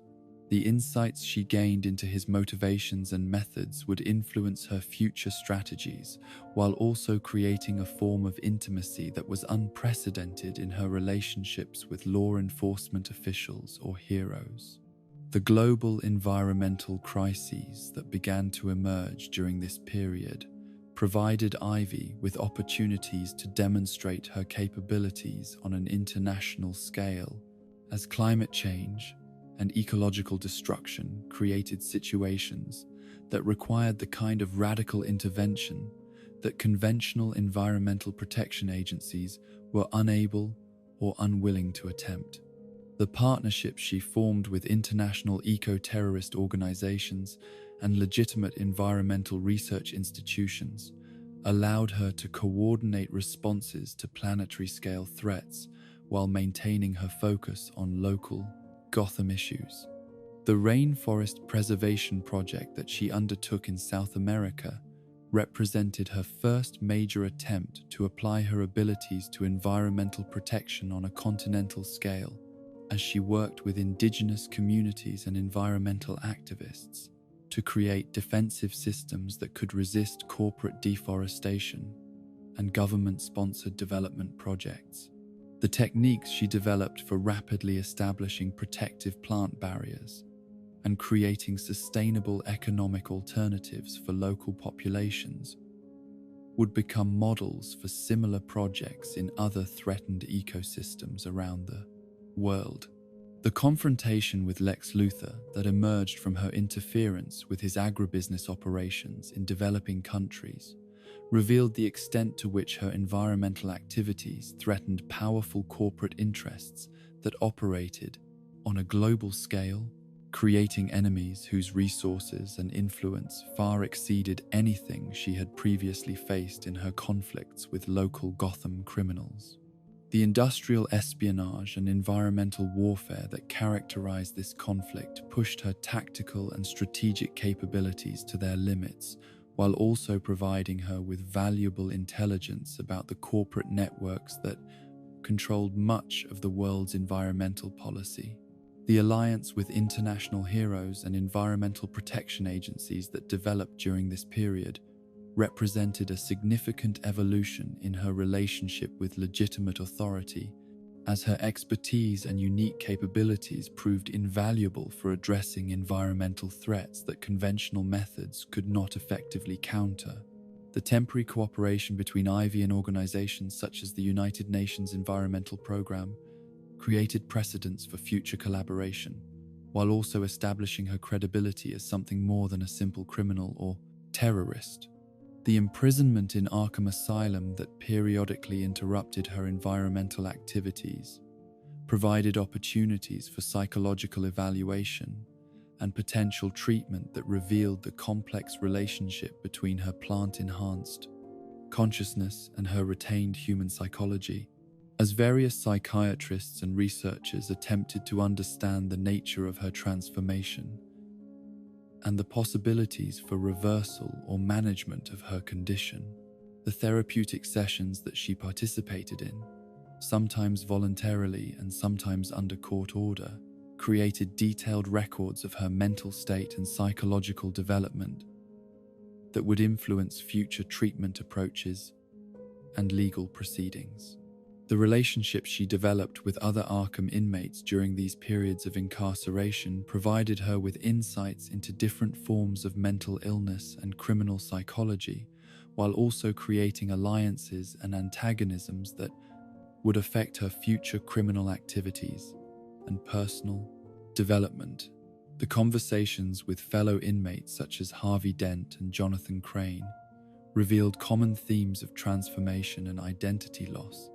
that helped her understand her own condition within a broader context of psychological trauma and A2. Adaptation. The escape attempts and facility modifications that she orchestrated during her imprisonments demonstrated her ability to function effectively even within highly controlled environments, as she used her plant-based abilities to gradually transform portions of the asylum into botanical gardens that served both her psychological needs and her tactical requirements. The green spaces she created within the institution provided therapeutic benefits for other patients, while also establishing the infrastructure necessary for eventual escape attempts. The portrayal in Batman, the animated series that brought her character to wider public attention, represented a significant shift toward more sympathetic representation of her motivations and methods, as the animated version emphasized the tragic aspects of her transformation and the environmental validity of her concerns, while de-emphasizing the more extreme and violent aspects of her criminal activities. The romantic subplot with Batman that was developed in this medium created audience expectations that would influence her future comic book appearances and character development. The solo series that explored her attempt to pursue environmental protection through legitimate scientific research rather than criminal activity represented perhaps the most significant character development in her entire publication. History, as Cycle of Life and Death examined the possibilities for redemption and rehabilitation while maintaining the essential elements that made her a compelling and complex character. The storyline that depicted her efforts to balance her plant-enhanced nature with normal human relationships and professional responsibilities provided insights into the daily challenges faced by someone whose very existence challenged conventional categories of identity and behavior. The creation of plant-human hybrid children that served as central plot elements in this series explored the implications of her transformation on a deeper level, as she struggled with questions of parenting and responsibility that were complicated by the unique nature of her offspring and their place in a world that was not prepared to accept such radical departures from normal human development. The maternal instincts that had first manifested in her relationship with plant life found new expression through these hybrid beings who shared her enhanced abilities while also possessing their own distinct personalities and developmental needs. The research facility that she established during this period represented her attempt to pursue her scientific interests through legitimate channels, while also advancing her environmental protection goals through proper institutional frameworks and ethical oversight. The discoveries she made regarding plant-human genetic compatibility and the potential for beneficial mutations provided valuable insights for medical research, while also raising ethical questions about the limits of genetic modification and the definition of human nature. The corporate partnerships that she developed during her rehabilitation period created opportunities for large-scale environmental protection projects, while also exposing her to the corrupting influences of profit-driven decision-making and political compromise that had originally driven her toward criminal extremism. The tension between her idealistic goals and the practical necessities of working within established systems created ongoing conflicts that tested her commitment to reformation, while also providing her with realistic understanding of the challenges faced by legitimate environmental organizations. The return to criminal activity that eventually concluded this experimental period in her character development was precipitated not by personal failure or psychological relapse, but by external threats to the environmental projects she had worked to establish through legal means, as corporate interests and government policies combined to undermine her legitimate efforts and force her to choose between abandoning her principles and returning to the more direct methods that had previously defined her approach to environmental protection. The lessons learned during her attempt at rehabilitation would continue to influence her future criminal activities and personal relationships, as she developed more sophisticated understanding of the systemic nature of environmental threats and the limitations of both legal and illegal approaches to achieving meaningful environmental protection. The integration of legitimate scientific research with criminal environmental activism that characterized her subsequent career reflected her recognition that effective environmental protection required multiple strategies and tactical flexibility rather than rigid adherence to either legal or illegal methodologies. The impact of these major story arcs on her character development was profound and lasting, transforming her from a relatively simple environmental terrorist into one of the most complex and morally ambiguous figures in Gotham's criminal landscape. The experiences she gained through leadership, imprisonment, rehabilitation, and international environmental work provided her with perspectives and capabilities that would define her role in future storylines, while also establishing her as a character whose motivations and methods could not be easily categorized or predicted. The intricate tapestry of abilities that defined Poison Ivy's existence as a hybrid, being operating at the intersection of human consciousness and plant biology, represented one of the most complex and multifaceted power sets ever documented in the annals of metahuman research, encompassing capabilities that challenged fundamental assumptions about the boundaries between different kingdoms of life,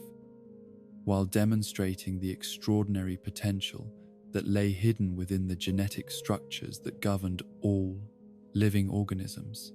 The transformation that had converted Dr. Pamela Isley from brilliant botanist into something unprecedented in evolutionary history had not simply granted her discrete supernatural abilities,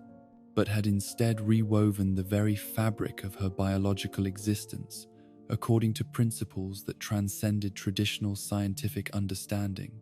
while remaining grounded in recognizable biochemical and botanical processes. The foundation upon which all her other capabilities rested was her complete immunity to every known form of plant-based toxin, a protection that extended far beyond simple resistance to encompass active absorption and metabolic conversion of poisonous compounds into sources of energy and enhancement that strengthened rather than weakened her hybrid physiology. The mechanisms that governed this immunity operated at the cellular level through modified enzyme systems that could recognize, process, and neutralize toxic molecules with efficiency that exceeded anything found in nature,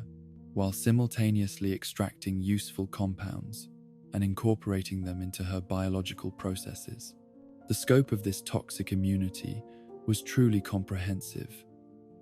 encompassing not only the alkaloids, glycosides, and phenolic compounds that comprised the majority of plant defensive chemistry, but also synthetic pesticides, industrial solvents, and even radioactive materials that had been absorbed by plants growing in contaminated environments. The testing that she had conducted on herself during her early criminal career had revealed that substances which would prove fatal to normal humans in microscopic quantities could be consumed by her in massive doses without producing any adverse effects beyond temporary enhancement of her other abilities. The metabolic pathways that processed these toxic compounds were unlike anything found in normal human biochemistry, representing evolutionary adaptations that had occurred during her transformation through mechanisms that remained poorly understood despite extensive study by both legitimate researchers and criminal scientists seeking to replicate her condition. The enzyme systems responsible for detoxification operated with such efficiency that she could serve as a living antidote to plant poisoning victims,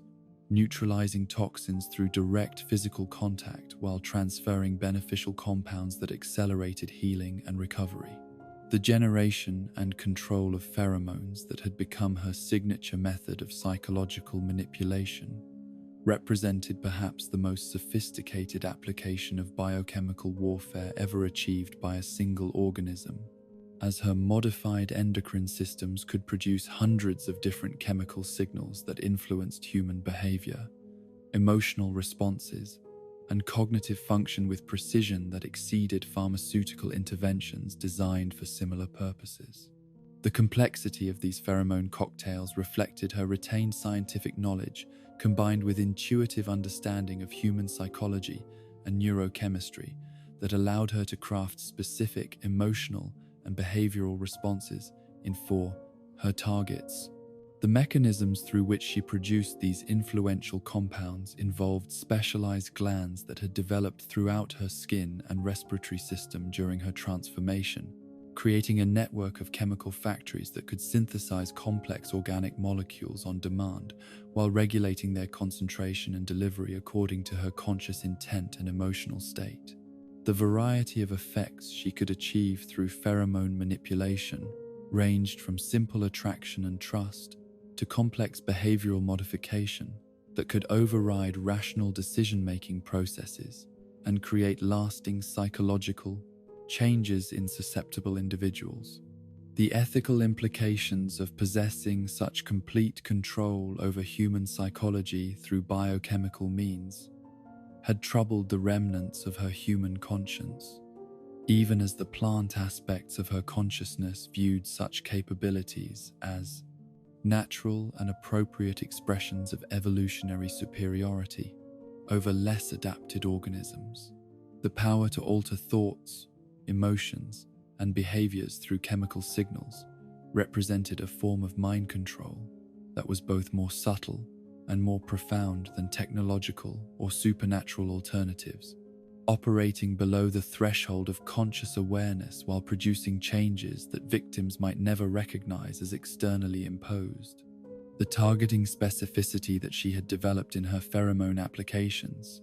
allowed her to affect multiple individuals simultaneously while producing different responses in each target according to their psychological profiles and her strategic objectives,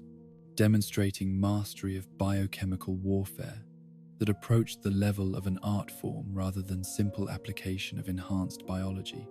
The ability to maintain precise control over such complex chemical interactions while engaging in combat or conducting elaborate social manipulations revealed the extent to which her transformation had enhanced not only her physical capabilities, but also her cognitive processing speed and multitasking capacity. The plant manipulation abilities that had first manifested during her initial awakening as a hybrid being had evolved over years of practice and experimentation into a form of botanical mastery that allowed her to command virtually the form of plant life with the precision of extensions of her own nervous system, creating armies of vegetative allies whose capabilities could be enhanced and directed according to her strategic requirements and tactical imagination. The communication systems that enabled this control operated through multiple channels, including chemical signals, bioelectric fields, and direct physical contact that transmitted information and commands faster than normal plant responses could occur. The acceleration of plant growth that she could achieve through direct intervention challenged conventional understanding of botanical development, as specimens under her influence could progress from seed to maturity in minutes rather than months, while maintaining structural integrity and biological functionality that exceeded their normal potential. The energy required for such dramatic growth acceleration came from multiple sources, including direct transfer from her own enhanced metabolism, absorption of ambient electromagnetic radiation, and extraction of nutrients from surrounding soil and atmosphere through methods that maximized efficiency while minimizing environmental impact. The creation of carnivorous and mobile plant varieties that served as her most effective weapons and guardians represented perhaps her most impressive achievement in botanical engineering, as she learned to modify existing species through combinations of genetic manipulation, chemical treatment, and direct bioelectric stimulation that produced organisms with capabilities that had never existed in natural evolutionary development. The Venus flytraps that could grow to enormous size and develop locomotive abilities, the vines that could move with serpentine speed and intelligence, and the roses that produced thorns containing deadly toxins, customized for specific targets, all demonstrated her ability to push plant biology beyond its normal limitations. The sensory network that she established through plant life in areas under her influence created surveillance and intelligence gathering capabilities that surpassed technological alternatives while remaining virtually invisible to the PASIG's conventional detection methods, as the trees, flowers, and grass that seemed to be merely decorative landscaping actually served as extensions of her awareness that could monitor human activity, detect chemical changes in the environment, and communicate information across vast distances through root systems and chemical signals that operated below human perception thresholds. The symbiotic relationships that she developed with certain plant species went beyond simple command and control to encompass genuine partnership and mutual benefit, as she learned to provide enhanced nutrients and protection in exchange for specialized services that took advantage of each species' unique capabilities and evolutionary adaptations. The orchids that served as her early warning systems, the ferns that could process and neutralize chemical pollutants, and the oak trees that provided both shelter and strategic command posts, all benefited from her care, while contributing their natural abilities to her environmental protection mission. The connection to the green that had emerged gradually throughout her development as a plant-human hybrid represented access to a form of collective consciousness that encompassed all plant life on Earth, providing her with perspective and knowledge that transcended individual experience while also imposing responsibilities and obligations that sometimes conflicted with her personal goals and desires. The voice of this planetary plant consciousness spoke to her through dreams and meditative states, sharing the accumulated wisdom of millions of years of botanical evolution, while also conveying the pain and distress of ecosystems under threat from human activity. The physical enhancements that accompanied her plant-based transformation had increased her strength, speed, and durability far beyond normal human parameters, while also granting her regenerative abilities that could heal wounds and restore damaged tissue through processes that combined human stem cell technology with plant cellular regeneration mechanisms. The energy sources that powered these enhanced physical capabilities included both traditional metabolic processes and photosynthetic conversion of sunlight that allowed her to supplement her nutritional needs through direct absorption of processes, solar radiation. The resistance to physical damage that characterized her enhanced physiology operated through multiple defensive mechanisms, including toughened skin that could resist cutting and piercing weapons, modified bone structure that provided greater impact resistance, and circulatory systems that could reroute blood flow around damaged areas, while accelerating healing processes through chemical factors that promoted rapid tissue repair. The limitations of these defensive capabilities became apparent under extreme conditions involving fire, intense cold, or chemical defoliants that specifically targeted plant biology, though her tactical intelligence usually allowed her to avoid situations where such weaknesses could be exploited. The respiratory modifications that had occurred during her transformation allowed her to process atmospheric gases with efficiency that exceeded normal human lung function, while also enabling her to survive in environments with reduced oxygen levels or elevated concentrations of compounds that would prove toxic to normal humans. The ability to extract oxygen directly from water through modified gill-like structures that could develop when needed provided her with amphibious capabilities that enhanced her tactical flexibility while also reflecting the hybrid nature of her transformed biology. The nutritional requirements that sustained her enhanced metabolism were more complex than normal human needs, encompassing not only traditional macronutrients and vitamins, but also trace minerals and organic compounds that were typically found in soil and plant tissues rather than conventional food sources. The ability to supplement her diet through direct absorption of nutrients from soil and water through modified root-like structures that could emerge from her extremities provided her with survival capabilities in environments where normal food sources were unavailable.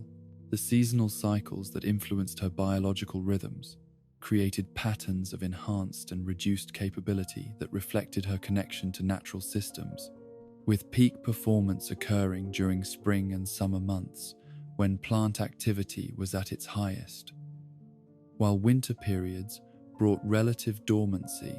that required careful energy management and strategic planning to maintain effectiveness. The psychological effects of these seasonal variations included changes in mood, cognitive function, and social behavior that paralleled the hibernation and growth cycles experienced by many plant species. The reproductive modifications that had accompanied her transformation created possibilities for propagating her hybrid characteristics through both traditional sexual reproduction and asexual methods that drew upon plant reproductive strategies, though the ethical and practical implications of creating offspring with her unique capabilities remained largely unexplored due to the absence of suitable partners and her own uncertainty about the wisdom of perpetuating her condition. The plant-human hybrid children that she created through artificial means during her rehabilitation period had demonstrated that her genetic modifications could be transmitted to subsequent generations, while also revealing the challenges faced by beings who inherited her abilities without her accumulated knowledge and experience. The longevity implications of her enhanced biology remained uncertain, as her transformation was too recent to determine whether her hybrid physiology would extend her natural lifespan beyond normal human parameters, or whether the stress of maintaining such complex biological modifications would ultimately prove detrimental to long-term survival. The regenerative capabilities that allowed her to recover from injuries that would prove fatal to normal humans suggested that her cellular aging processes had been significantly modified, though whether this represented genuine life extension or merely enhanced recovery from damage remained to be determined through long-term observation.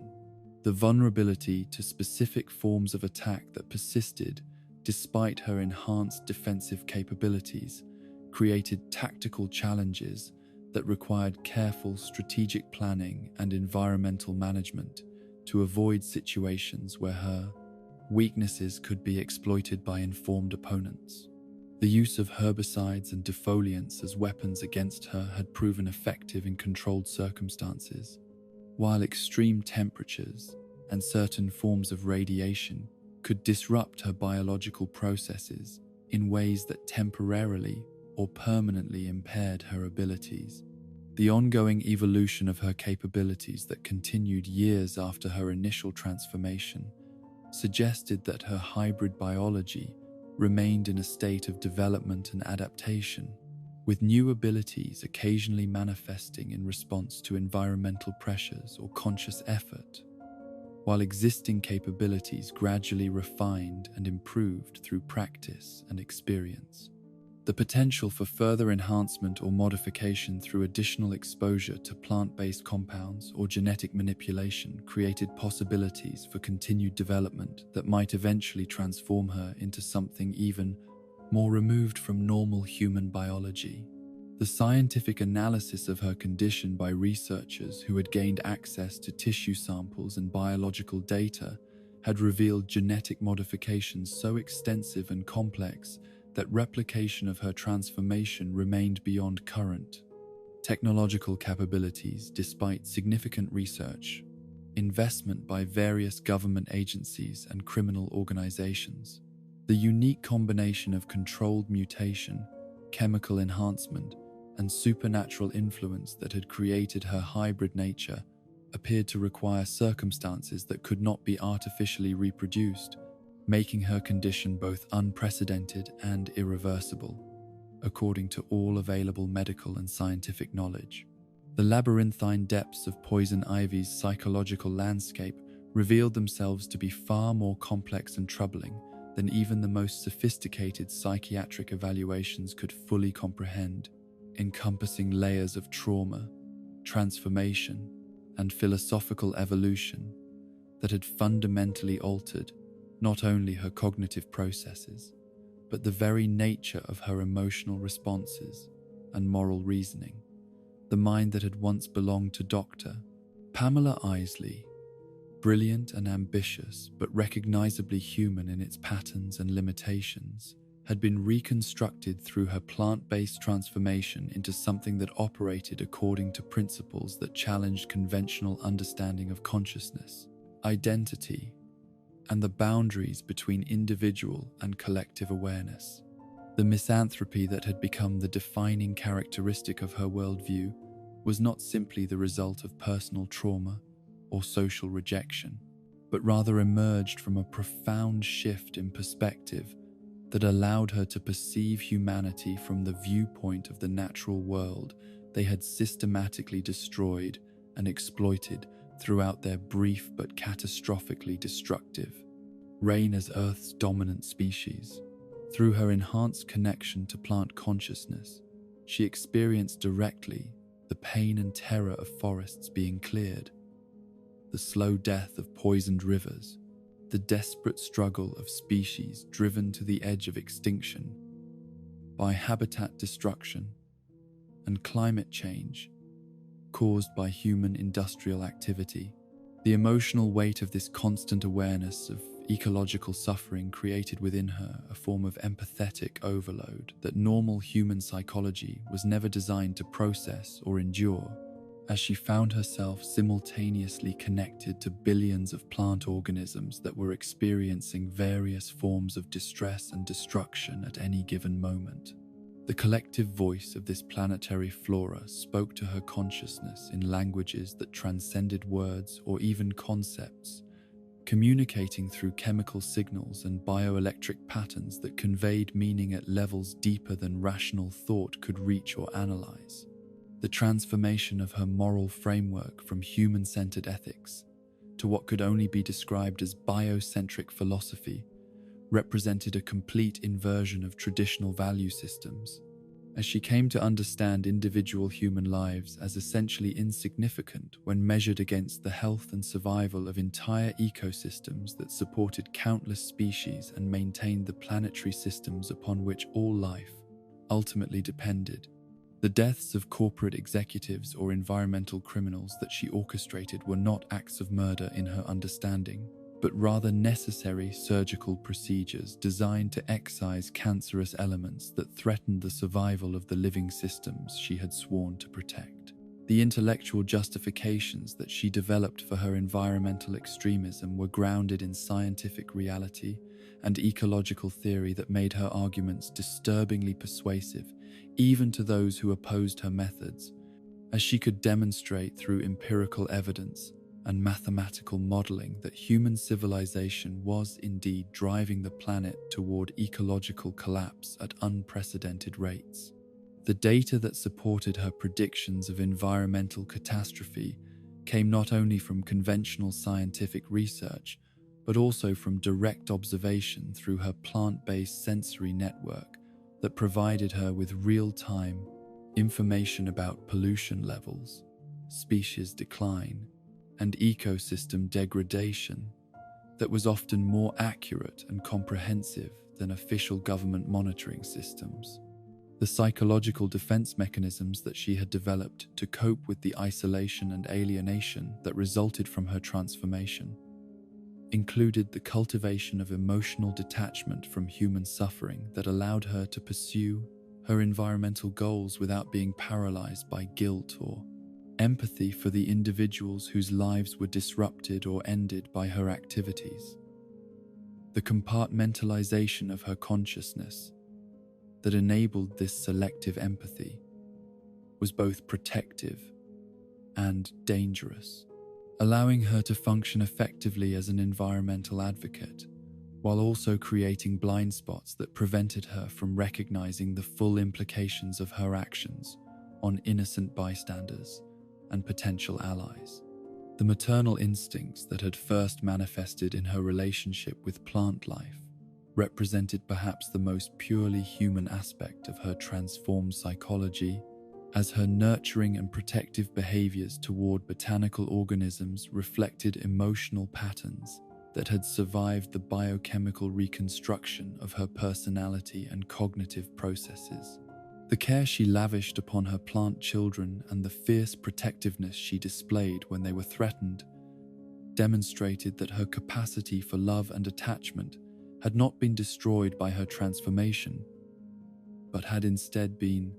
redirected toward forms of life that could reciprocate her affection without the complications and betrayals that characterized human relationships.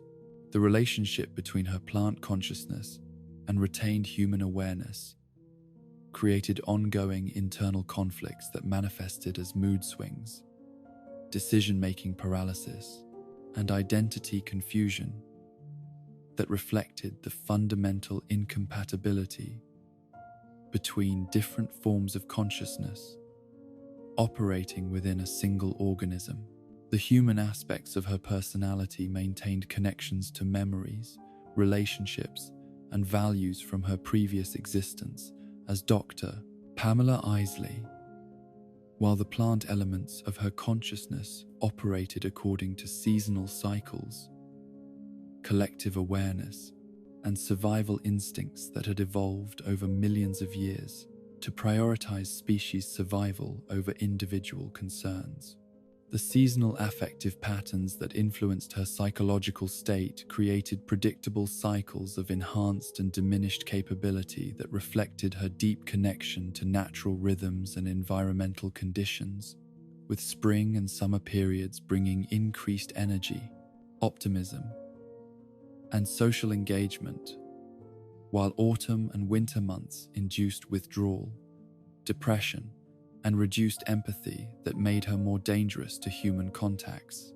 The management of these cyclical mood changes required careful attention to environmental factors such as sunlight exposure, temperature regulation, and access to thriving plant communities that could provide emotional and psychological support during difficult periods. The loneliness that permeated her existence despite her connection to plant consciousness represented perhaps the most tragic aspect of her psychological condition, as she found herself caught between worlds with no true home in either human society or the botanical realm she championed. The isolation imposed by her toxic physiology made normal human physical contact potentially fatal, while the fundamental differences between human and plant consciousness meant that even her deepest connections to botanical life could not fully satisfy her need for intellectual and emotional companionship with beings who shared her capacity for complex reasoning and abstract thought.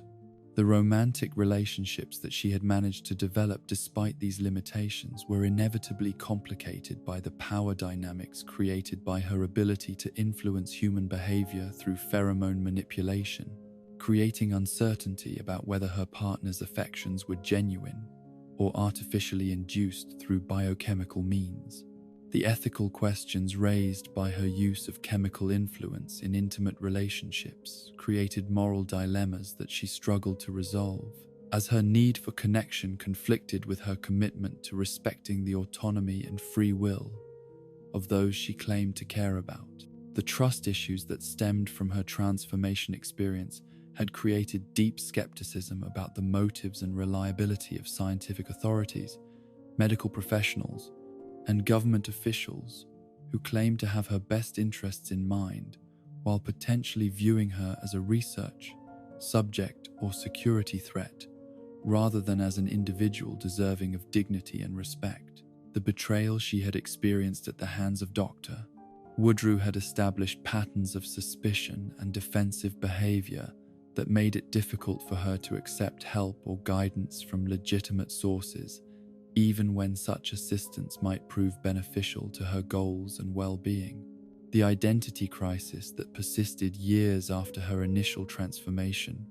reflected the ongoing challenge of integrating her enhanced capabilities and altered consciousness with the memories and personality patterns that remained from her previous existence as a human being, creating uncertainty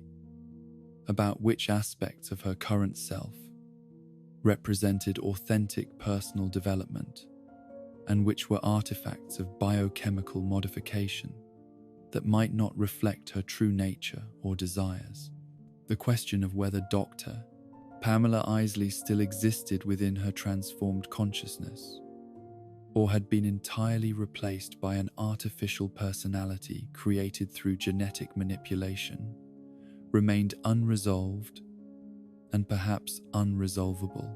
The moral flexibility that characterized her approach to environmental protection reflected the complex calculus she employed when weighing individual human lives against broader ecological concerns, as she had developed sophisticated ethical frameworks that could justify extreme actions when they served sufficiently important environmental goals, while also allowing for mercy and restraint when circumstances permitted less drastic measures. The utilitarian philosophy that guided these decisions was based on mathematical models that attempted to quantify environmental impact and long-term consequences in ways that made her choices appear rational and objective despite their obviously subjective foundations. The religious or spiritual dimensions of her environmental philosophy had evolved to encompass something approaching worship of natural systems and ecological processes that she viewed as sacred and deserving of protection through any means necessary, creating a form of eco-spirituality that provided meaning and purpose for her existence while also justifying actions that conventional moral systems would condemn as terrorism or murder. The rituals and practices that she had developed to honor and commune with plant consciousness reflected her need to find transcendent meaning in her transformed existence, while also reinforcing her commitment to environmental protection as a sacred duty. The intellectual pride that had characterized her academic career had been transformed but not eliminated by her plant-based enhancement, manifesting as conviction that her unique perspective and capabilities made her uniquely qualified to make decisions about environmental policy and ecological management that were beyond the understanding of normal humans who lacked her enhanced senses and direct connection to natural systems. The arrogance that sometimes colored her interactions with environmental scientists and activists reflected her belief that her hybrid nature granted her authority and insight that could not be achieved through conventional research or democratic processes. The capacity for both extreme cruelty and surprising tenderness that characterized her emotional responses to different situations revealed the complex interaction between her retained human empathy and her plant-based survival instincts, as she could display maternal protectiveness toward children and vulnerable individuals, while also orchestrating elaborate tortures for those she viewed as enemies of the natural world.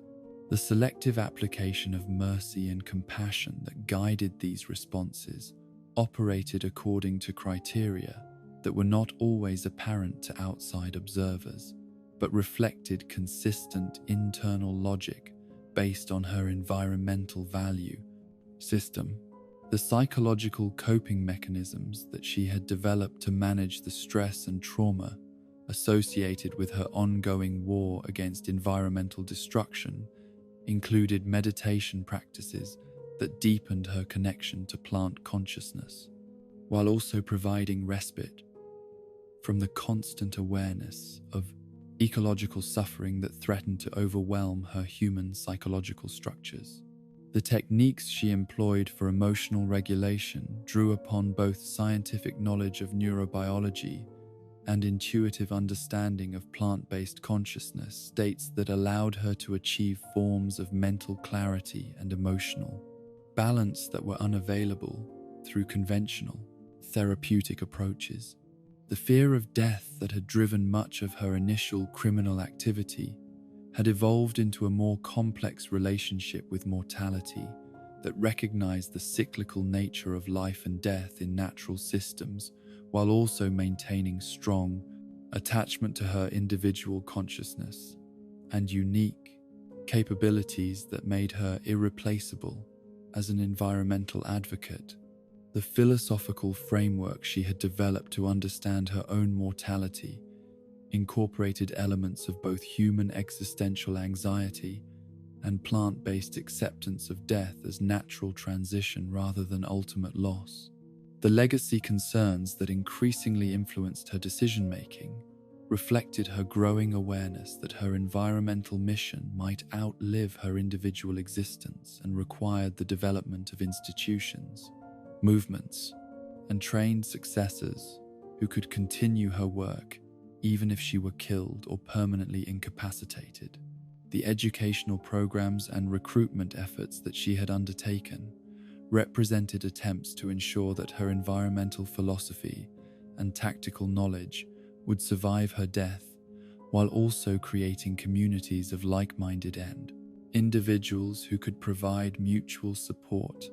and continuing purpose for her increasingly isolated existence. The hope for redemption and eventual reintegration into human society that persisted despite her criminal activities and radical philosophy reflected the survival of essentially human aspirations and values that had not been entirely eliminated by her transformation, though the practical obstacles to achieving such rehabilitation remained enormous, given the extent of her crimes and the fundamental incompatibility between her plant-based consciousness and conventional social structures. The possibility that she might eventually find ways to channel her unique capabilities toward environmental protection through legal and socially acceptable means continued to influence her strategic planning and relationship development, despite the apparent impossibility of achieving such integration given current social and political realities. The transformation of Poison Ivy from pure environmental terrorist to complex anti-hero during the modern era of comic book storytelling reflected broader changes in how contemporary audiences understood environmental issues, social justice, and the moral ambiguities that characterized real-world activism in an age of climate change and corporate environmental destruction. The evolution of her character during this period was driven not only by natural narrative development, but also by growing cultural awareness that environmental concerns had become existential threats, requiring responses that transcended traditional boundaries between heroism and criminality, legal protest and direct action. The reframing of her motivations and methods that occurred during this period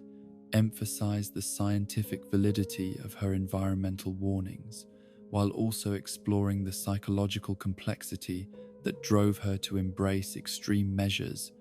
when conventional approaches proved inadequate to address the scale and urgency of ecological threats. The writers and artists who guided her character development during these years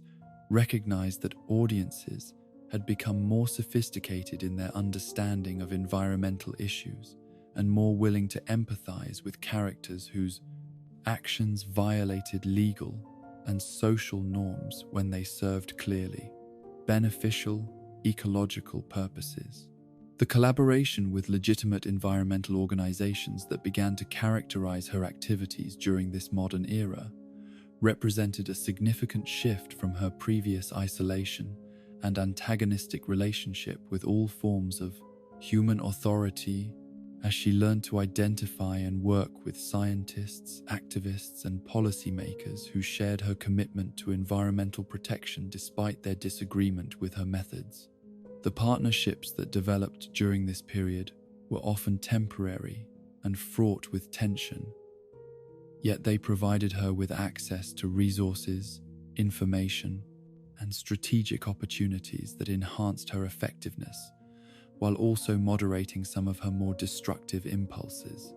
The Birds of Prey affiliation that brought her into contact with other female heroes and anti-heroes created new possibilities for character development and relationship building that had been absent during her earlier career as a solitary criminal, as she found herself working alongside individuals who understood the complexities of operating outside conventional legal frameworks while maintaining commitment to protecting innocent lives. The dynamics that emerged within this group reflected her ongoing struggle to balance her environmental priorities with broader social responsibilities and personal relationships that required compromise and cooperation. The mentorship role that she began to assume with younger environmental activists and powered individuals provided her with opportunities to channel her knowledge and experience toward positive outcomes, while also addressing her need for meaningful connections and legacy building that could outlast her individual existence. The guidance she offered to protégés and allies combined practical instruction in botanical science and environmental activism with hard-won wisdom about the psychological and social costs of choosing radical paths in service of ecological protection. The corporate partnerships that she developed during her rehabilitation periods were carefully structured to advance genuine environmental protection goals, while also providing her with legal sources of income and social legitimacy that had been absent during her purely criminal career. The research projects she conducted for pharmaceutical companies seeking plant-based compounds for medical applications allowed her to pursue her scientific interests, while contributing to human welfare in ways that satisfied both her intellectual needs and her desire to demonstrate that her capabilities could serve positive purposes. The international environmental crisis response that became increasingly important during this period reflected growing recognition that ecological threats transcended national boundaries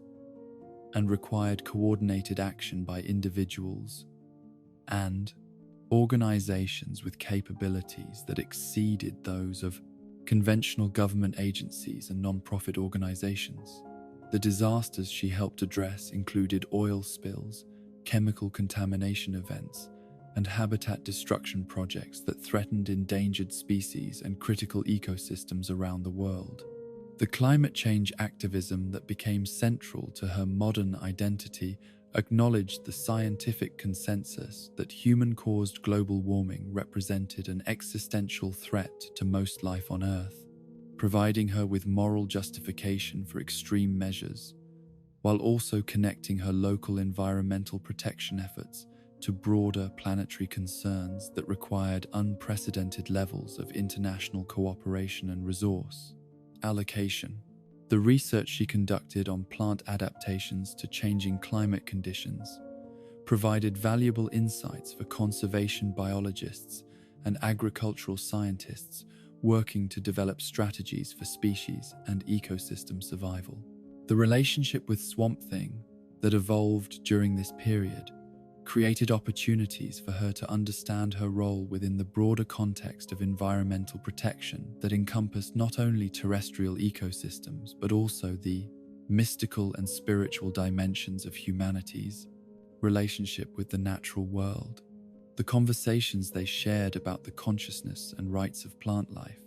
provided her with philosophical frameworks that could guide her decision-making, while also offering emotional support from someone who understood the plant BS. Isolation that came with serving as an advocate for voiceless forms of life. The urban agriculture projects that she developed in economically disadvantaged communities demonstrated her ability to apply her botanical expertise toward addressing social justice issues that intersected with environmental concerns. As she worked to provide fresh food access and environmental education in areas that had been neglected by conventional agricultural and educational systems. The community gardens she established served multiple purposes, including food production, environmental remediation, job training, and social organizing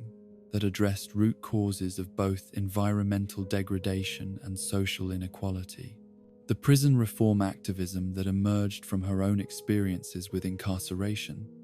led her to advocate for environmental rehabilitation programs that could provide meaningful work and education opportunities for inmates, while also contributing to ecological restoration and environmental protection efforts. The therapeutic gardening programs she developed for correctional facilities demonstrated that exposure to plant life and horticultural activities could support mental health and behavioral change in ways that conventional, punishment-focused approaches could not achieve.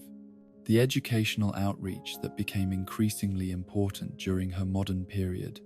included development of curriculum materials and training programs that could teach botanical science and environmental awareness to audiences ranging from elementary school children to graduate students and professional researchers. The knowledge she had gained through her unique transformation and decades of environmental activism provided perspectives that were unavailable through conventional academic channels, making her contributions valuable despite their association with her criminal background. The legal advocacy that she began to pursue through intermediaries and front organizations allowed her to support environmental litigation and policy development without directly exposing herself to arrest or prosecution, as she provided scientific expertise, financial resources, and strategic guidance to lawyers and activists working within established legal systems to achieve environmental protection goals. The cases she supported included challenges to corporate pollution permits, habitat destruction projects, and government policies that prioritized economic development over ecological protection. The media relations that she developed during this period were carefully managed to present her environmental message to broader audiences while avoiding the sensationalism and misrepresentation that had characterized earlier coverage of her criminal activities. As she learned to work with journalists and documentary filmmakers who were committed to serious exploration of environmental issues rather than mere entertainment or fear-mongering. The interviews and public appearances she made through carefully controlled circumstances allowed her to advocate for environmental protection, while also humanizing her character for audiences who might otherwise dismiss her as simply another criminal or terrorist. The scientific research that continued throughout this modern period built upon her unique capabilities and experience to advance understanding of plant biology, ecology, and environmental science in ways that benefited legitimate research institutions and policy development processes, though her contributions were often channeled through intermediaries to avoid the complications that would arise from direct collaboration with known criminals. The papers she published under pseudonyms and the research grants she funded through untraceable donations advanced environmental science, while also maintaining her intellectual engagement with the academic community that had originally shaped her identity. The technological development that she pursued during this period included creation of bioremediation systems and ecological restoration techniques that could be implemented by conventional environmental organizations without requiring her direct involvement or supervision, allowing her innovations to benefit environmental protection efforts even when her criminal background made direct participation impossible. The patents she filed under corporate entities and shell organizations protected intellectual property rights, while also ensuring that her environmental technologies would remain available for beneficial applications. The philosophical evolution that characterized her modern development included growing recognition that effective environmental protection required integration of ecological, social, and economic concerns, rather than single-minded focus on botanical welfare at the expense of human communities and social justice considerations. The environmental justice framework that began to influence her thinking acknowledged that environmental degradation disproportionately affected marginalized human populations, while also recognizing that social inequality and environmental destruction were interconnected, problems requiring coordinated solutions. The relationship counseling that she received during this period helped her develop healthier patterns of interpersonal connection and communication that reduced her dependence on pheromone manipulation, while also addressing the trust, issues and attachment problems that had complicated her previous romantic and professional relationships. The therapeutic work she engaged in provided her with tools for managing the psychological stresses associated with her transformation and criminal career, while also helping her develop more effective strategies for building and maintaining the social connections that were essential for both personal well-being and professional effectiveness. The financial planning that became necessary as her activities expanded beyond simple criminal enterprises required development of legitimate income sources and investment strategies that could support her environmental work, while also providing security for her eventual retirement or incapacitation, as she recognized that her unique capabilities might not remain indefinitely available, and that sustainable environmental protection required institutional development rather than dependence on individual actors. The foundations and charitable organizations she established provided vehicles for channeling resources toward environmental protection, while also creating structures that could continue her work after her death or retirement. The succession planning that occupied increasing attention during this modern period reflected her growing awareness that her environmental mission required development of institutions and trained personnel who could continue her work even if she were no longer able to provide direct leadership and guidance, as she recognized that individual activism, however heroic or effective, could not substitute for systemic changes that required long-term commitment and broad-based social support. The leadership development programs she created for environmental activists provided training in both tactical skills and strategic thinking that could enhance the effectiveness of environmental protection efforts, while also building networks of committed individuals who shared her values and goals. The profound cultural resonance that Poison Ivy achieved throughout her decades of existence as one of popular culture's most complex environmental advocates transcended the boundaries of comic book storytelling to become a symbol that spoke to fundamental anxieties and aspirations about humanity's relationship with the natural world, establishing her as an icon whose influence extended far beyond entertainment into academic discourse, political activism, and philosophical debate about the moral dimensions of environmental protection in an age of ecological crisis and climate change. The environmental themes that her character embodied from her earliest appearances gained increasing relevance and urgency as real-world ecological concerns evolved from fringe political issues to mainstream scientific consensus about existential threats facing planetary ecosystems and human civilization itself. The warnings about corporate environmental destruction, chemical pollution, and habitat loss that had once seemed like science fiction hyperbole when her character was first introduced became documented realities that validated her fictional concerns, while also demonstrating the prescient nature of the storytelling that had created her as a voice for environmental consciousness. The evolution of her portrayal across different media reflected changing cultural attitudes toward environmental activism and the growing recognition that traditional political and legal approaches to ecological protection were proving inadequate to address the scale and urgency of environmental threats that required more direct and immediate action. The transformation of her character from simple villain to complex anti-hero paralleled broader shifts in public opinion that began to view radical environmental activism with greater understanding and sympathy,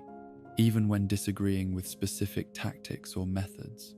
The feminist dimensions of her character provided representation for women whose agency and power were not dependent upon male authority or approval, as she demonstrated that female characters could be both nurturing and destructive, protective and dangerous, without requiring validation or permission from patriarchal structures that traditionally limited women's roles in action-oriented narratives. The independence she displayed in pursuing her environmental mission without seeking male leadership or romantic fulfillment challenged conventional storytelling patterns, while also providing audiences with examples of feminine power that operated according to its own values and priorities. The scientific accuracy that characterized many of her botanical abilities and environmental concerns reflected serious research into plant biology, ecology, and environmental science that elevated her stories beyond simple fantasy to become educational tools that could introduce audiences to legitimate scientific concepts and environmental issues through entertaining and accessible narratives. The collaboration between comic book creators and environmental scientists that influenced her character development helped ensure that her fictional capabilities remained grounded in realistic understanding of plant physiology and ecological relationships. The LGBTQ representation that emerged through her romantic relationship with Harley Quinn provided visibility for same-sex relationships within mainstream superhero narratives that had previously been dominated by heterosexual, romantic subplots, contributing to broader cultural conversations about sexual diversity and gender identity, while also demonstrating that meaningful romantic relationships could exist between complex female characters who maintained their individual identities and agency, rather than being defined primarily through their connections to male characters. The psychological complexity that distinguished her from simpler villain archetypes provided opportunities for storytelling that explored themes of trauma, transformation, and moral ambiguity that resonated with audiences who had experienced their own struggles with identity, belonging, and the challenge of maintaining personal values in hostile social environments. The internal conflicts between her human consciousness and plant-based instincts served as metaphors for universal experiences of change, adaptation, and the difficulty of integrating different aspects of personality and identity into coherent self-understanding. The visual design elements that became associated with her character established an iconic aesthetic that influenced fashion, art, and graphic design beyond the comic book medium, as her plant-based costumes and botanical accessories created distinctive imagery that could be recognized and referenced across various cultural contexts. The evolution of her visual representation reflected changing artistic styles and cultural attitudes, while maintaining core elements that preserved her essential identity and symbolic meaning. The merchandising and commercial applications that developed around her character demonstrated the marketability of environmental themes when presented through compelling characters and narratives, as toys, clothing,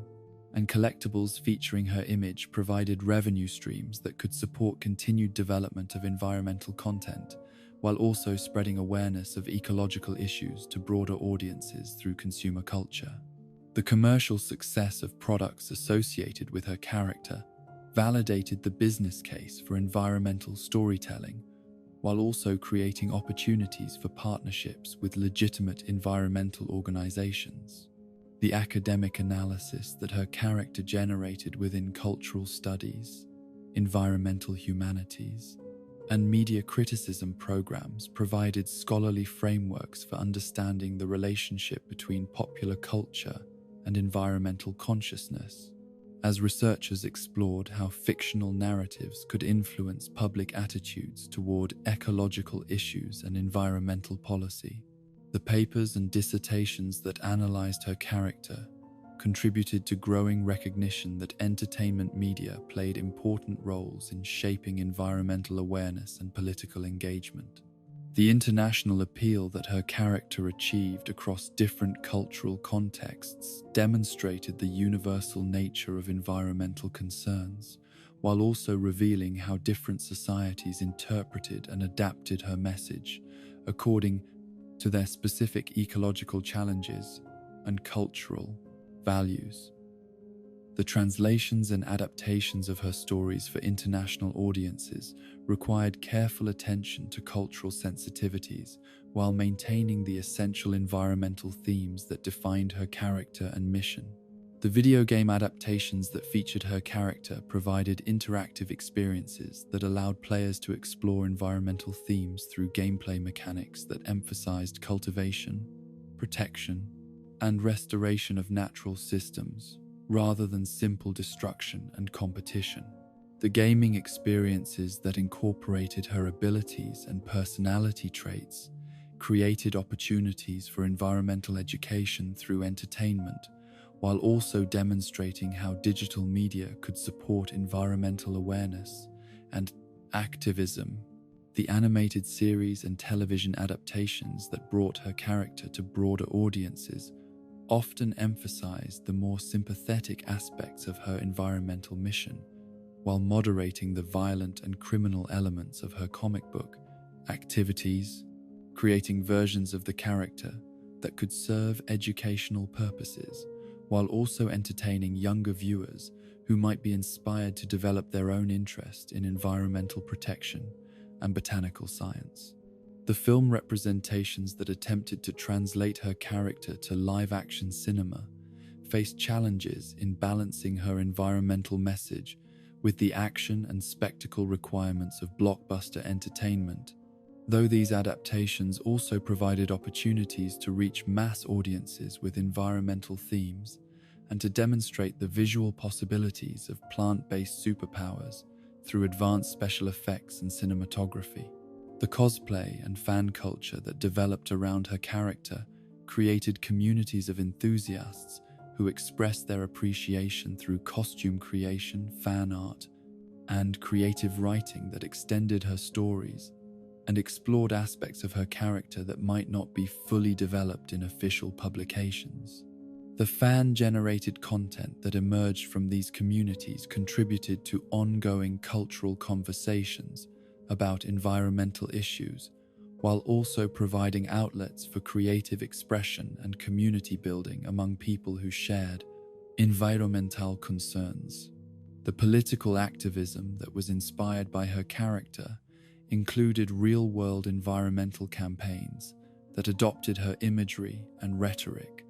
while pursuing legitimate political and legal approaches to environmental protection, demonstrating how fictional characters could serve as symbols and motivational tools for actual social movements. The environmental organizations that referenced her character in their communications and fundraising efforts found that her iconic status could help attract attention and support for conservation efforts. The educational applications that developed around her character included curriculum materials and teaching resources that used her stories and abilities to introduce students to concepts in botany, ecology, and environmental science through engaging narratives that made abstract scientific concepts more accessible and memorable. The teachers and educators who incorporated her character into their lessons found that student interest in environmental issues increased when presented through compelling fictional frameworks. The therapeutic applications that emerged from analysis of her character included treatment programs for individuals struggling with trauma, identity issues, and environmental anxiety, as mental health professionals recognized that her stories provided useful metaphors and discussion topics for exploring complex psychological and social issues. The support groups and therapy sessions that incorporated her character helped individuals process their own experiences of transformation and find meaning in environmental activism as a form of personal and social healing. The philosophical discourse that her character generated within environmental ethics and moral philosophy programs explored questions about the relationship between individual rights and collective environmental welfare, the justification for extreme measures in defense of ecological systems, and the moral status of non-human forms of life. The academic conferences and publications that analyzed her character contributed to ongoing debates about environmental justice, animal rights, and the ethical implications of biotechnology and genetic modification. The technological inspiration that her character provided for researchers working on biological applications and environmental restoration techniques included biomimetic studies of plant capabilities and investigations into the potential for human-plant biological integration that might enhance environmental monitoring and protection capabilities. The scientists who studied her fictional abilities found creative inspiration for real-world research projects that could advance understanding of plant biology and ecological relationships. The artistic influence that her character exerted on contemporary visual culture included inspiration for paintings, sculptures, and installation art that explored themes of human-nature relationships, environmental destruction and restoration, and the integration of organic and artificial elements in modern life. The museums and galleries that featured artwork inspired by her character provided venues for cultural conversations about environmental issues, while also demonstrating the power of fictional characters to inspire creative expression and social commentary.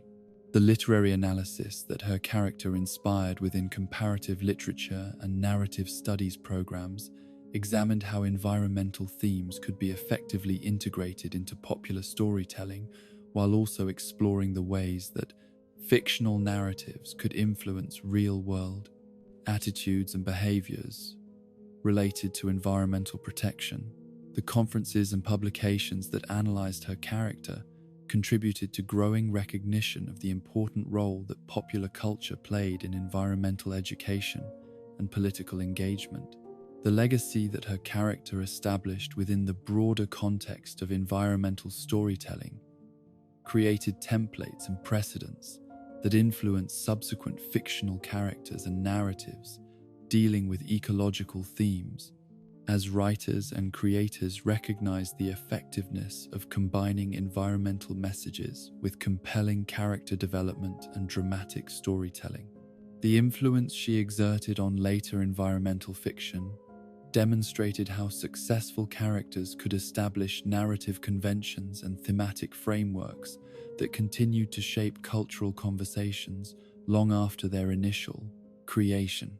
The enduring relevance that her character maintained, despite changing cultural contexts and evolving environmental challenges,